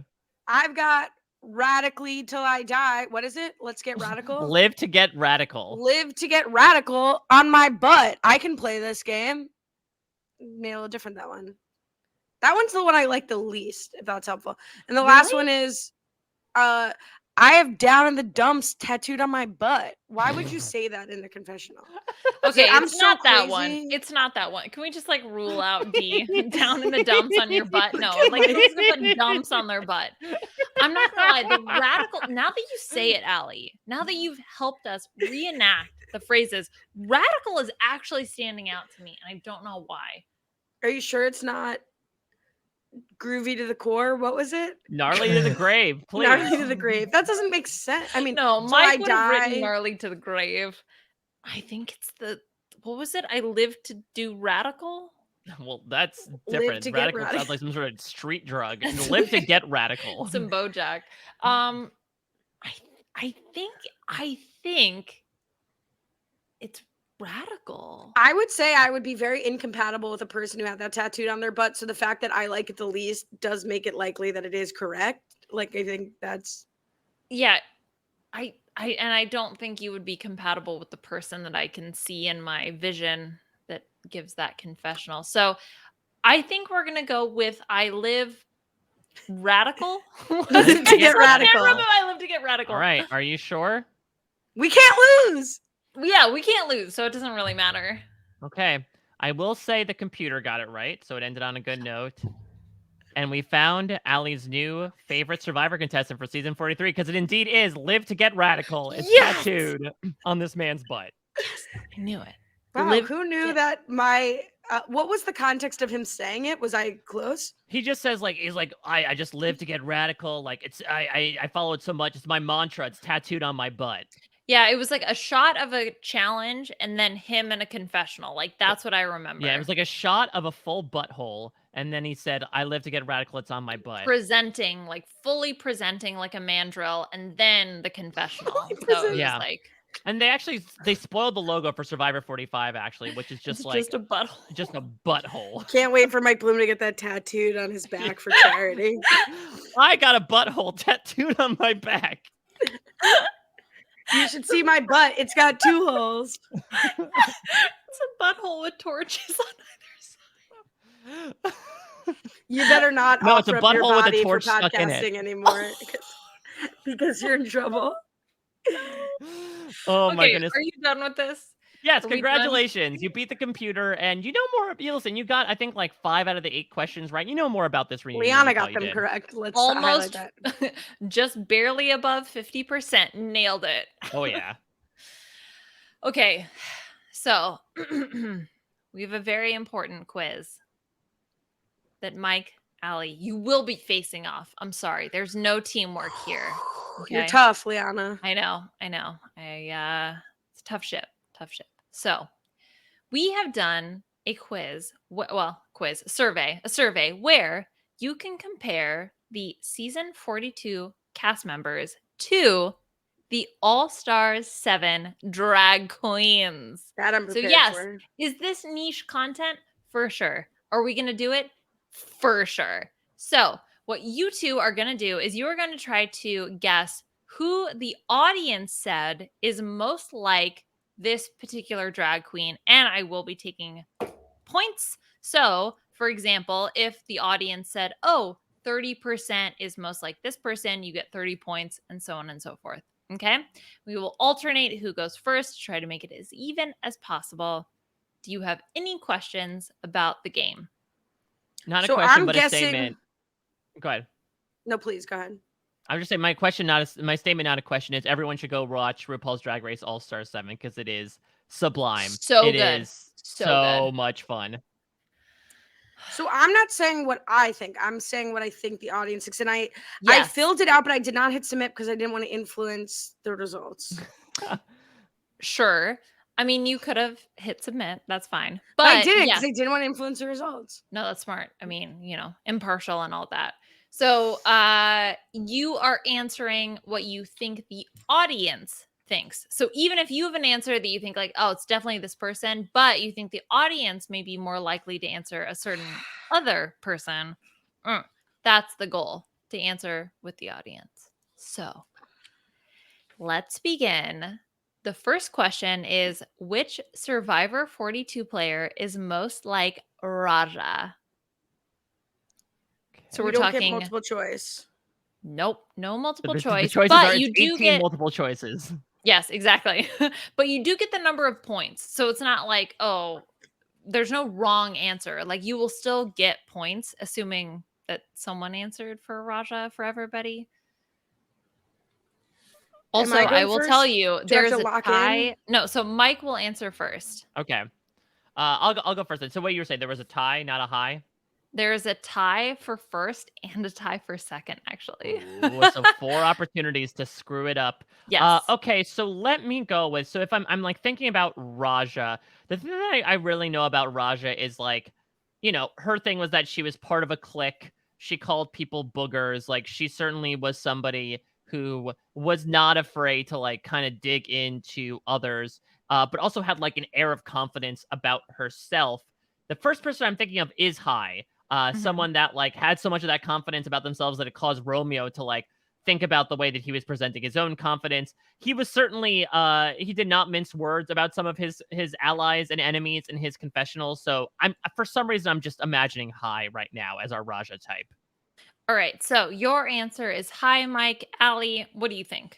So my non-vote was Drea because Rich. You know, like to quote Trixie Mattel, like, you know, Dreo, Survivor Rich, Raja's one of the most successful queens, with some of the most longevity from any early queen.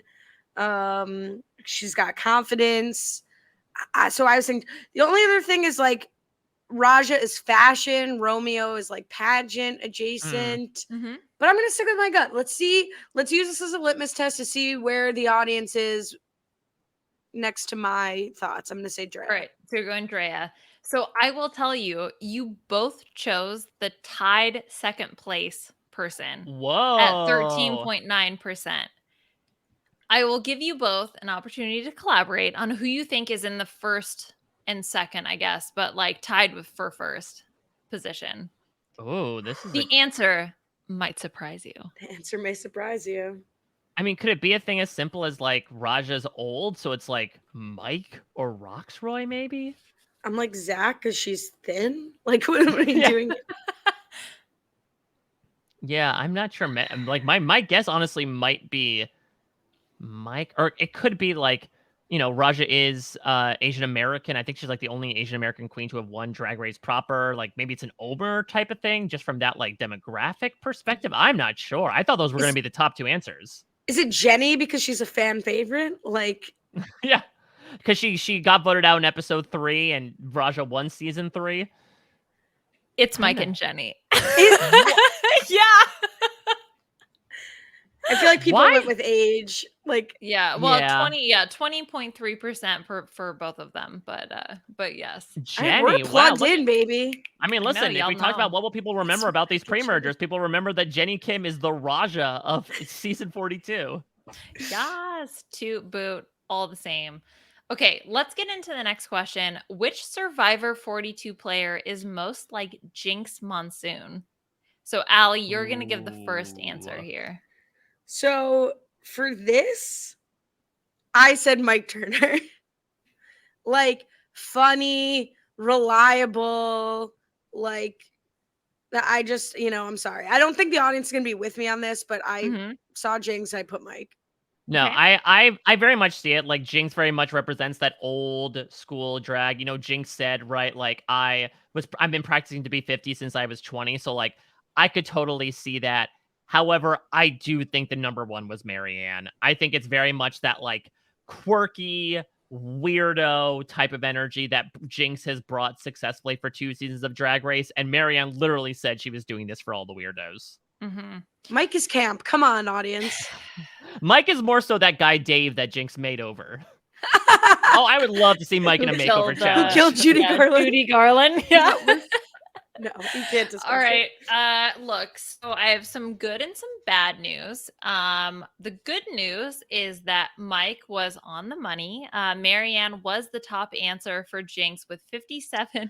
Okay, that was hard. You said Mike was on the money. I thought you meant Mike Turner. No, Mike Bloom. Mike Bloom was on the money with 57.5% of the vote. The second place answer was actually Lydia with 23.7% of the vote. Quirky. Yeah, exactly. And unfortunately, Mike Turner only 1.2%. You guys are wrong. I should have hit submit. But also, I also think I need a new strategy. I need to be thinking about this differently because I think I have a better fit for Marianne and I have a better fit for Lydia. Sure. But I know some people tweeted that they voted for Lydia like 15 times. Yeah. So it's not like everyone assigned one. I put myself in a box where I was Shangela. Only one per, and I put one person per queen. Yeah, Okay. that's the thing is that often happens with these survey games. Is like it's often not one person per category. There will often be like popular choices that recur throughout a couple of different people. That's not fun, Vito. I'm done. All right. Well, if you're willing to I'm play going home. with us and not take your ball and go home, how about let's move to the next question, which is which Survivor 42 player is most like Monet Exchange? And Mike, you will answer first this time. So the thing about Monet that I have been loving this season is Monet came to play the Alliance game on All Star 7, which makes sense. She has binged a butt ton of Survivor during the pandemic. So I think when she was given the chance to do some competitive reality television, she was going to take it. And so then when I think about like, I'm just thinking simplest line strategy, my mind goes to Omer. I think like Omer is the one to quickly organize alliances, plus has a little bit of like that fun vibe to him that I always love from Monet and Confessionals as well. All right, Ali, what about you? This is so tough because I had a similar thought as Mike. Monet constantly talked about Willow Pill's strategy on the pit stop last season. Bob talks about it on pit stop this season, how Monet is a strategy queen. We've seen it in the first 2 episodes. But I also think Monet is like not quite there. Like she's one of the most strategic queens for Drag Race, but if Monet's strategy was applied to Survivor, I think she'd be sort of middling, which is why on my personal rankings, I put Daniel, like has the ideas, but goes to Jinx and is like, who are you going to put the plunger on if you win? And she's like, you. And she's like, why would you do that? You know, like she's not quite there. Now it makes sense why you put Jinx as Mike now, considering that dynamic with each other. The other person I was thinking is also because of what happened on Pit Stop this week, where Bob highlighted that Monet doesn't pad and is, quote, dragging a wagon. So that makes me think Lydia, you know, the big juicy ass crew or whatever the phrase is. I think you made a really good pick with Omar. I'm tempted to go high. Like, are people just thinking strategy? No one's putting Daniel for this. Like, I shouldn't put Daniel, but like, I feel like I'm correct. But if I want to go for points, which I do, I'll say high, even though I don't feel good about it. Okay, so yes, that was the correct answer because High was the second place after Omer, who was the first place choice. So Omer had 23.5% of the vote, and High had 16% of the vote. So Who was yes, third? I think Drea?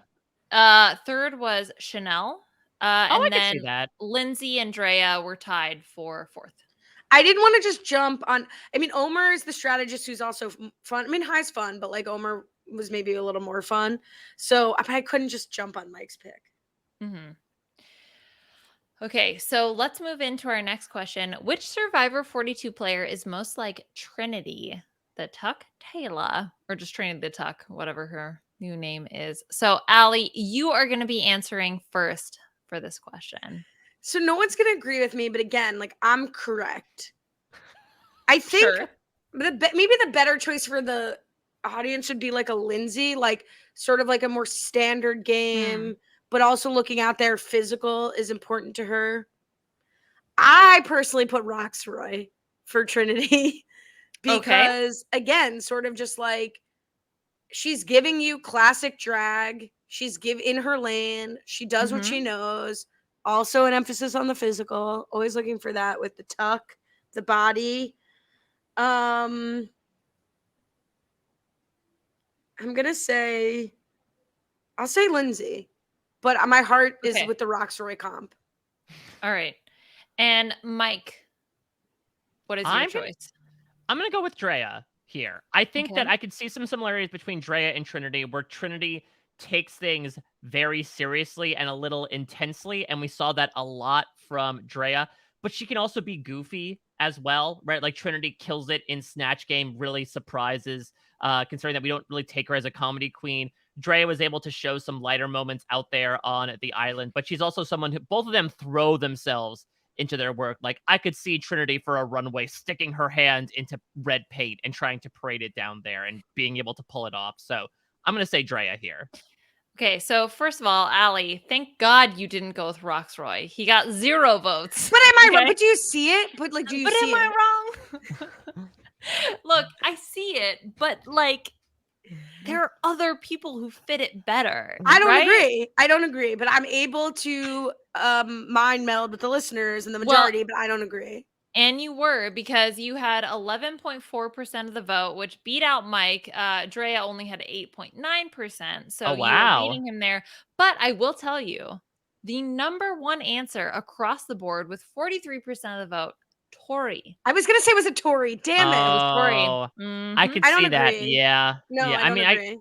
you don't agree. No. Well, I think also part of that might be outside of the show's views, Yep. Certain potentially. views So, espoused by both of them. Yeah, maybe. Yeah. I could also see a little bit of like Southern feistiness to both of them. That makes a lot of sense the more that I Mhm. talk about it. All Damn right, it. so let's go to our next question. Which Survivor 42 player is most like Evie Oddly? And I think we're at Mike to answer first. All right, so this is an interesting one because, like, again, weird, outspoken. Do you go back to the Marianne well here?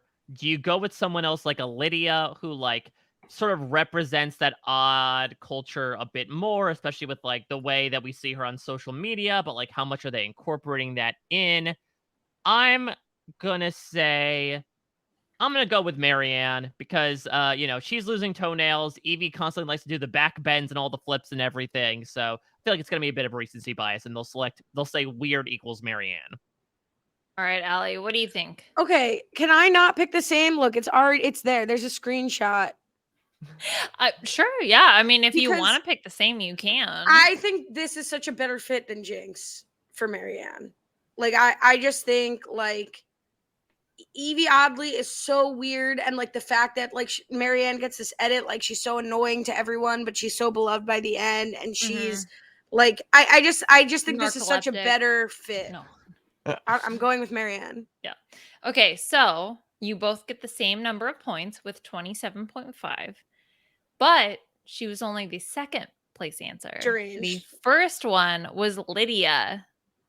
Yeah. So, That's what Mike, makes sense. you're Yeah, Lydia was younger as well, and like Evie, I'm pretty sure might be the youngest person in the cast too. So like, and she was definitely a younger winner. So I guess I could see that. I honestly was like, I don't know how many people would have remembered Lydia as opposed to like the winner of the season. But good on the submitters for remembering Lydia. It's no, but I don't think that Lydia is the same weird as Evie Oddly. More of a Jinx, maybe you dragging a wagon, Monet. I take complete issue with 40% of your listeners. Yeah, fight him, Allie, fight him. Right, because Lydia is so much Jenner more Jade. like Yeah, Gen Drag her, Z Jade. funny. Like she's like funny and weird, whereas like I don't feel like she's as dark. Or also we're like going off of Twitter because like on the show, like certainly not Evie Oddly. Right. Yeah, no, I think a lot of it is the Twitter, Lydia chlamydia, if you will, of it all. So I think that that comes into play. All right. Well, how about this? Let's move into which Survivor player is most like the Vivian. Now, I know a little UK Queen action up in her. So this one, I will tell you, a bit spread. So no clear Much like the Vivian winner. herself. Exactly. I don't think. What was Delphina Campbell? Anyway, not important. All right. So, Allie, you will answer first. Who do you think the audience answered? So I put Mariah in mine because I had nobody else to really put that I could even like. I really know nothing about the Vivienne except for what we've seen in the last 2 episodes. But like maybe people voted because of like Canadians. Now that I'm able to use people twice, so maybe Marianne and Omer, they're both Canadian, right? Would be up there. I'm tempted to go Jonathan because he's like so clearly the odd man out this season in terms of like the physical dominant person who like stands out, and the Vivian is someone who like is from the UK and like the odd person out, but I don't think the voters in this would have put Jonathan there. So I'll go with Mike for no reason. Oh, I love this. At the end of the day, Mike.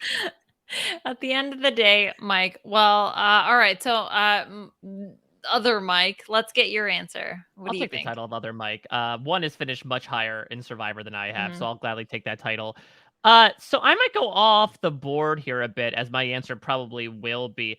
I think I'm going to go Romeo here, because I do think the Vivian is kind of known as, I know that obviously the Donald Trump impression was probably what she's most well known for like general drag stuff, but like she is a look queen as well. Like she was able to bring some of that stuff there. She has that polish that would come with being a pageant coach, but she also has the one-liners. And as we talked about before, I think Romeo did have some one-liners. throughout the season. So I don't feel completely confident in this or honestly any other answer, but I'll just say Romeo. All right, so I will tell you the top answer was actually Lindsay for the Vivian, Lindsay. followed by Chanel. Okay. Okay. But third place answer was Romeo. Wow. So, Mike, you get 9.3%, but then everything else is incredibly spread. So, actually, Ali, you get still 7%. So, not that far off. That's right. Where did Shaka Jonathan bro. come in? Jonathan finished at is he even on here? 0% of the vote. But you Yep. see what I'm saying? I'd be intrigued to Look, see I how many get it. votes Jonathan got for any of these queens. The entire Oh, no, I'm survey. sorry. 1.7% of the vote. I'm sorry. That's Oh, my well- fault. I missed the little tiny cube, triangle, whatever it's called. Shapes are hard. You sound like Jonathan counting those triangles. I'm like 13 for sure. Okay. Next question. Which season 42 player is most like Jada Essence Hall? Ooh, this is an interesting one. So Jada, fancies herself. I'm going first, right? I believe. Yeah. Mm-hmm. Jada fancies herself like the trade of the season, right? So we know that, and we know look over there. Mm-hmm. Look over there could be a fun distraction strategy. I am gonna go with. Oh, that's interesting. Because if you think about fashioning yourself the trade of the season, that's a very Jonathan point of view, right? Like thinking you're the provider, you're sort of the god in the challenges. I'm gonna go to a typical answer here. I'm gonna go with high. I think that again, I'm gonna go back to that high confidence. All right. How about you, Ali? So I originally put Swathi in my picks because I thought she's Jada's sort of like the greenest queen in that we're not that familiar with her as a winner, but the look over there, the diversion tactics, she's scrappy. But I think I'm gonna go Romeo because I feel like Jada's been giving you fashion and they're both slender. And look over there, I'm gonna eat rice. I don't know. Mhm. I'm gonna say Romeo. Look, I can't knock the strategy because Ali, that was the number one answer with 27.5% of the vote. Amazing. Clearly the top answer. Mike, you only get 7% here, but again, a good answer, but clearly Ali, you nailed it here with Romeo. Killed it. I'm the trade of the podcast. Yes. We've been new. What was the number 2 answer? The number 2 answer was Lindsay. I feel like Lindsay is sort of just a plug-in answer for a lot of people. The catch-all kind of answer. Yeah. I mean, that's the reason why she nearly won, right? It's because she was well balanced and pretty good at everything. So they're Lindsay. All right, let's move to which Survivor 42 player is most like Shea Coulee. And Ali, you will be giving the answer first. I'm going with the answer that I have written down in my own notes. I'm saying Omer. Okay. Don't let Naomi Campbell, that walk moment, drift me to Romeo. Maybe it'll drift some of your listeners here. But I think that Omer was the number one person in front, the front runner early on. Maybe clipped at the end. We'll see what happens with Shea. But gives you fun, gives you confessionals, turns looks. Omer with one of the most iconic looks of the season with the emo shirt. So for me, it's him. All right, Mike, what are you thinking? Yeah, I think that's very good logic, and I'm going to stay with that and go with Drea. I think that Drea has a little bit of that Shea sass as well, too, right? With I'm good at this and I know it. Her collecting the trinkets is very much like Shea winning all of those challenges. I would say maybe in another world, this would be a good Jonathan pick as well. If I'm pulling an Ali and I'm this is probably who I would pick. It makes sense to me to be the Jonathan of being very dominant and arguably someone that might win in a certain world, but then gets cut right at the end due to a new twist. But I'm going to go with Drea here just to be safe. All right. Well, the audience did not agree with the Jonathan pick. Oh, phew, okay. But I know, psych. But they did agree with both the Omer and the Drea pick. So Drea was actually the number 1 answer on the board, and Omer was the number 2 answer. So you guys hit both number 1 and Wow. number 2. Look, That's what I get. Shay's. Go ahead. I have that tattooed on my butt. Shay's drag, as she says, frequently is a love letter to Black women. It's appropriate for Drea to get the win. As soon as Mike said it, I was like, "Fuck, that's right." Yeah. Sorry for the bomb. Nice. It's late at We're night. 2 Yeah, it hours was- in. 43.8% for Drea and 20% for Omer. Oh, that's a runaway. Yeah, I know. I'm Oof. sorry, Allie. Roots. Well, at least I've had the most Allie determined correct answers. There Yes. you go. You're the true winner. Yes. You're a winner, babe. All right. So we got 2 fun answers. Which Survivor 42 player is most like RuPaul? I know. I wish you had Merle Ginsburg because that would then be Romeo. Yeah. Or no, it Sancho. would be Jackson because he disappeared way too early on, and everyone's like, "Remember Jackson? What happened to Jackson?" Yeah. What happened to Merle Ginsburg? What happened to Jackson? All right, so this is a tough one because to be like frank, it's gonna be RuPaul and Michelle Visage, and I'm really trying to Yes. be like, which one is Mike? And it's like, is Mike gonna be more? Did Mike get selected for both of these? Because I feel like Mike much more fits Michelle Visage, right? The Jersey connection, older, but Mike is also the old man who has no hair, and RuPaul is an old man who has no hair. So I might just like go with Occam's razor here. I love Do that. both.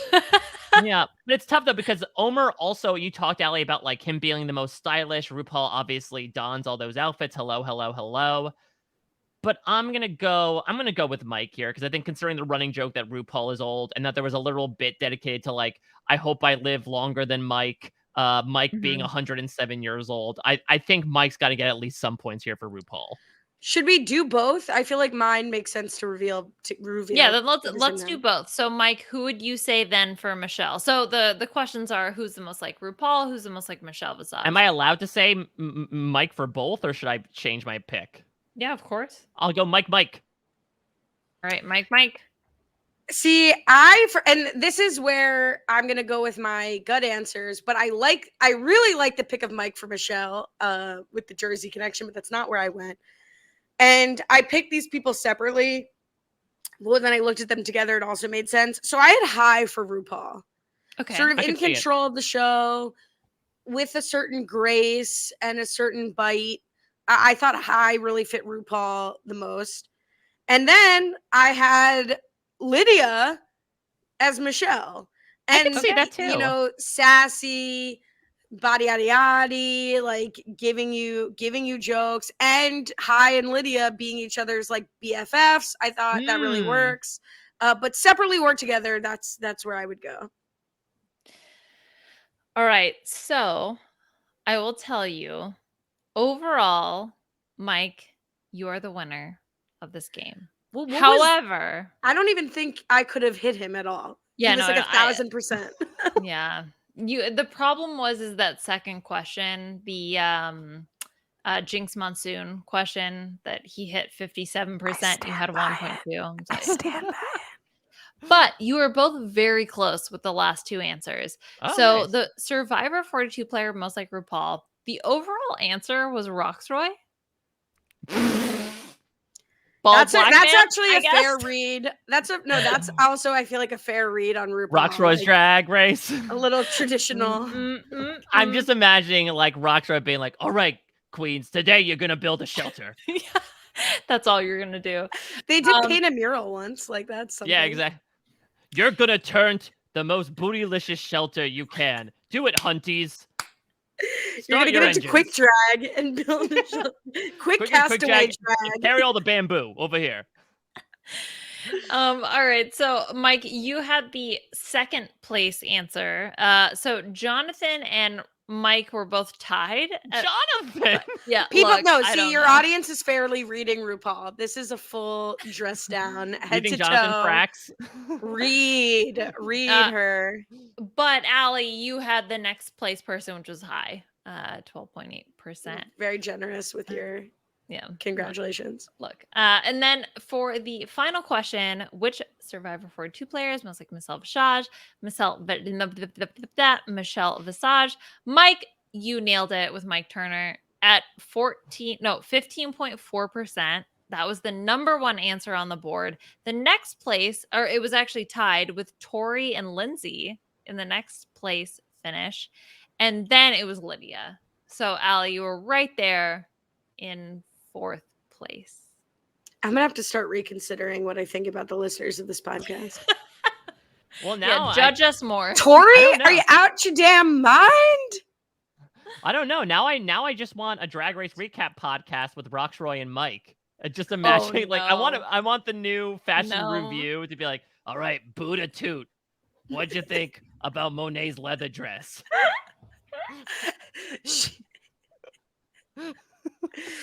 Oh my God. What a disaster. No. Buddha Toot for Monet's leather dress. I just love it, though, because also, we never pointed out that Mike calls Roxroy, which would be just fantastic the entire time. Well, it ain't no sponge. All right, Roxroy, what did you think about?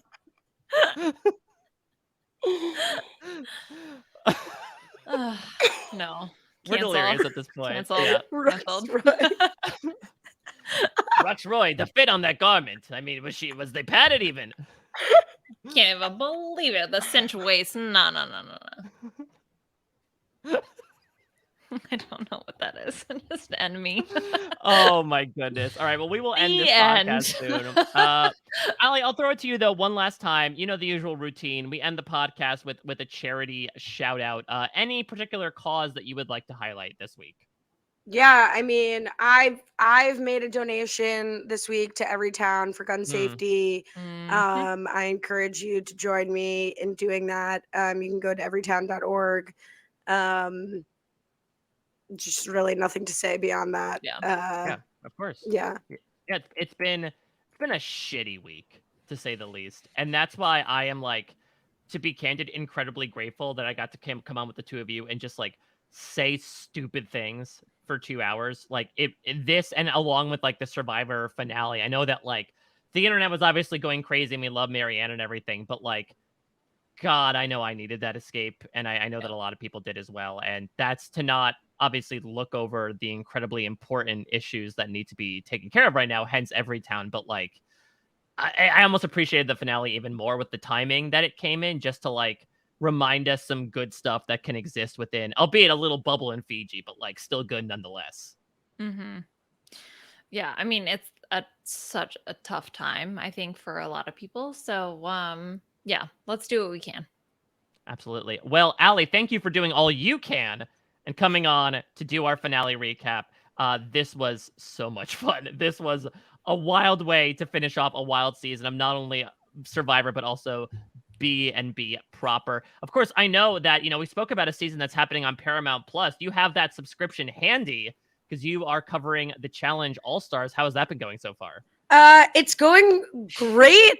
It's been fun. 4 episodes in, not disappointing. Some strong teasers, some aggressive teasers for next week. We had the great Grace Leader on this week to sub for Brian. You can check that out at robthewebsite.com/challenge iTunes. We will never let go of that link. You can check out me and Akiva mostly talking about just like whatever, sometimes talking about New Girl at anchor.fm/New Girl Old Guy. You can follow me at Lash Tweets. And I just want to thank you both for having me on. This is my favorite podcast to do. I say this every time. I cannot believe that you guys do this podcast. It is the hardest podcast I can. Like, you keep it fresh. It's harder than keeping the show Survivor fresh. It's incredible.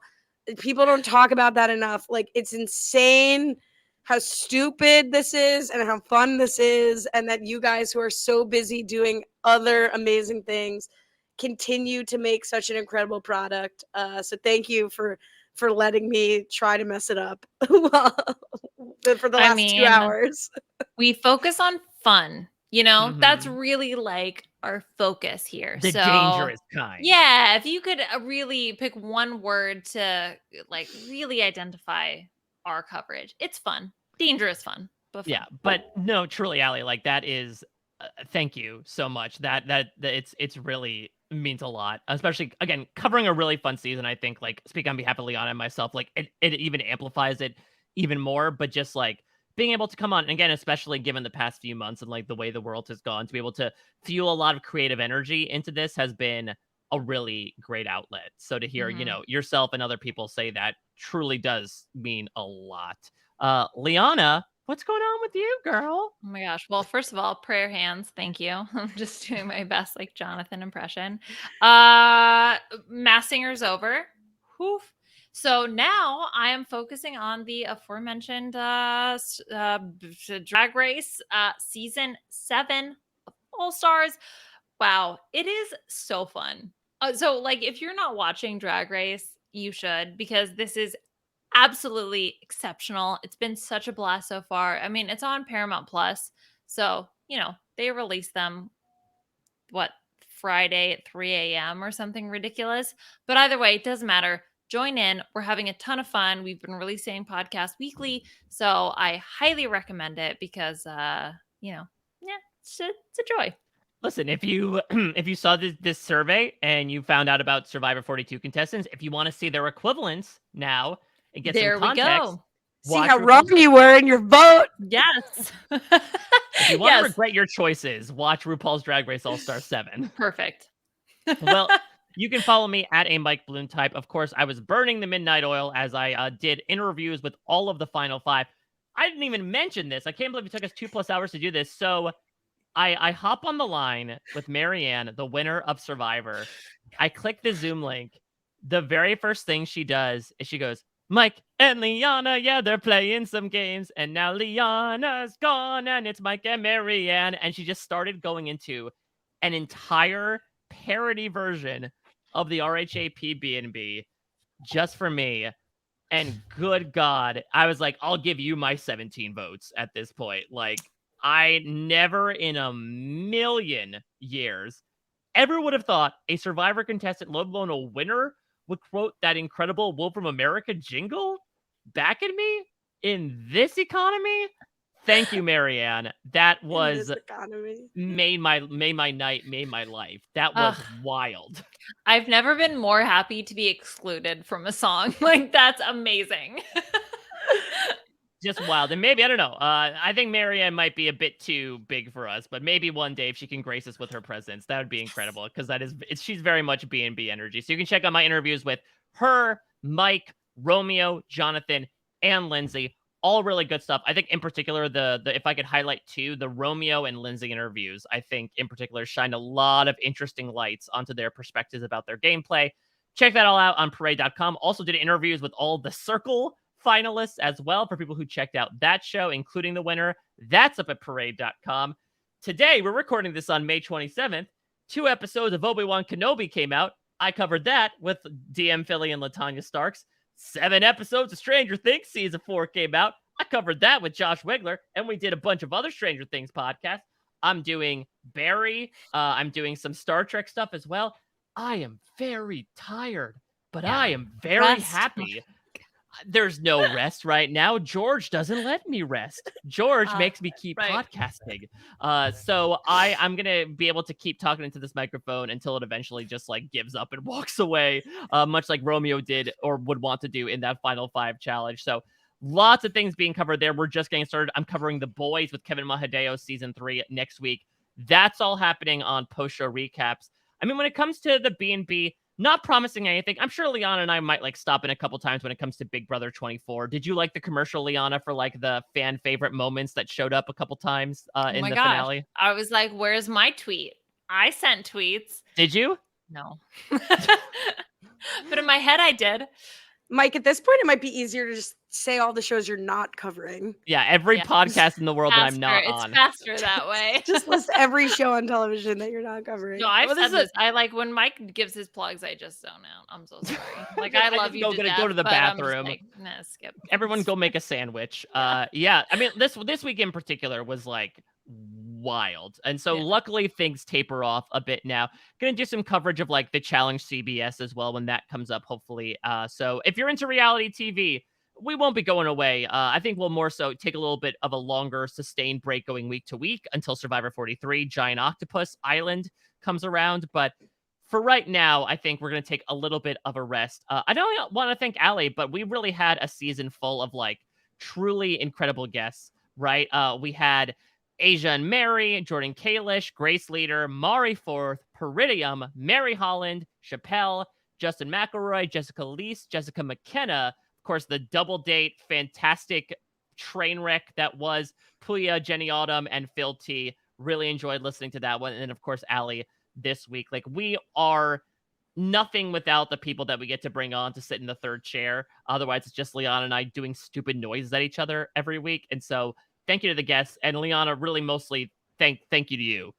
Thank you to you at the end of the day. I mean, listen, we wouldn't be able to get through all this stuff going on like our 7th or 8th season doing this without having such like a creative, energetic, silly, fun co-host getting to do this. So like, you are my ride or die. I'm not going to be a High or an Omer or a Marianne and like immediately cut you when I find out you have an advantage in your pocket. I am so happy that I get to keep doing this with you season after season. I'm sad that this is like the closing of a season, but I'm happy when we get to reopen it in a little bit of time. Exactly. Look, we'll be together. It's fine. I promise I will keep your secret or you'll keep mine, I guess, depending. But we're here, we're doing it together, and it's always so much fun, Mike. Like, I literally cannot to do such stupid shit. I'm sorry, but it's just so fun. It's ridiculous, and always happy to be a part of this. And of course, I feel like I went to dinner with 2 people and they just started making out at the table. You know, I was like, I guess we should go. See, that's what they need at reunions is we need more making out. Thank you. It's all we've ever wanted. Yeah. Jeff's like, all right, who wants champagne? Who wants pizza? Who's making out around here? What are you kids doing?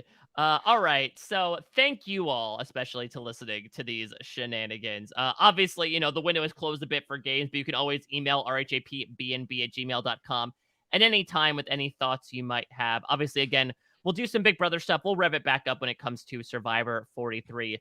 Special thanks to Scott St. Pierre for editing everything behind the scenes, and Will from America for producing a theme song that gets parodied by a Survivor winner during an interview. That is an incredible claim to fame. So, Will, we absolutely love the ditty that you've been able to provide since all the way back in 2017. So that's going to do it for this season on the B&B. Thank you all for listening, especially to this extra long edition.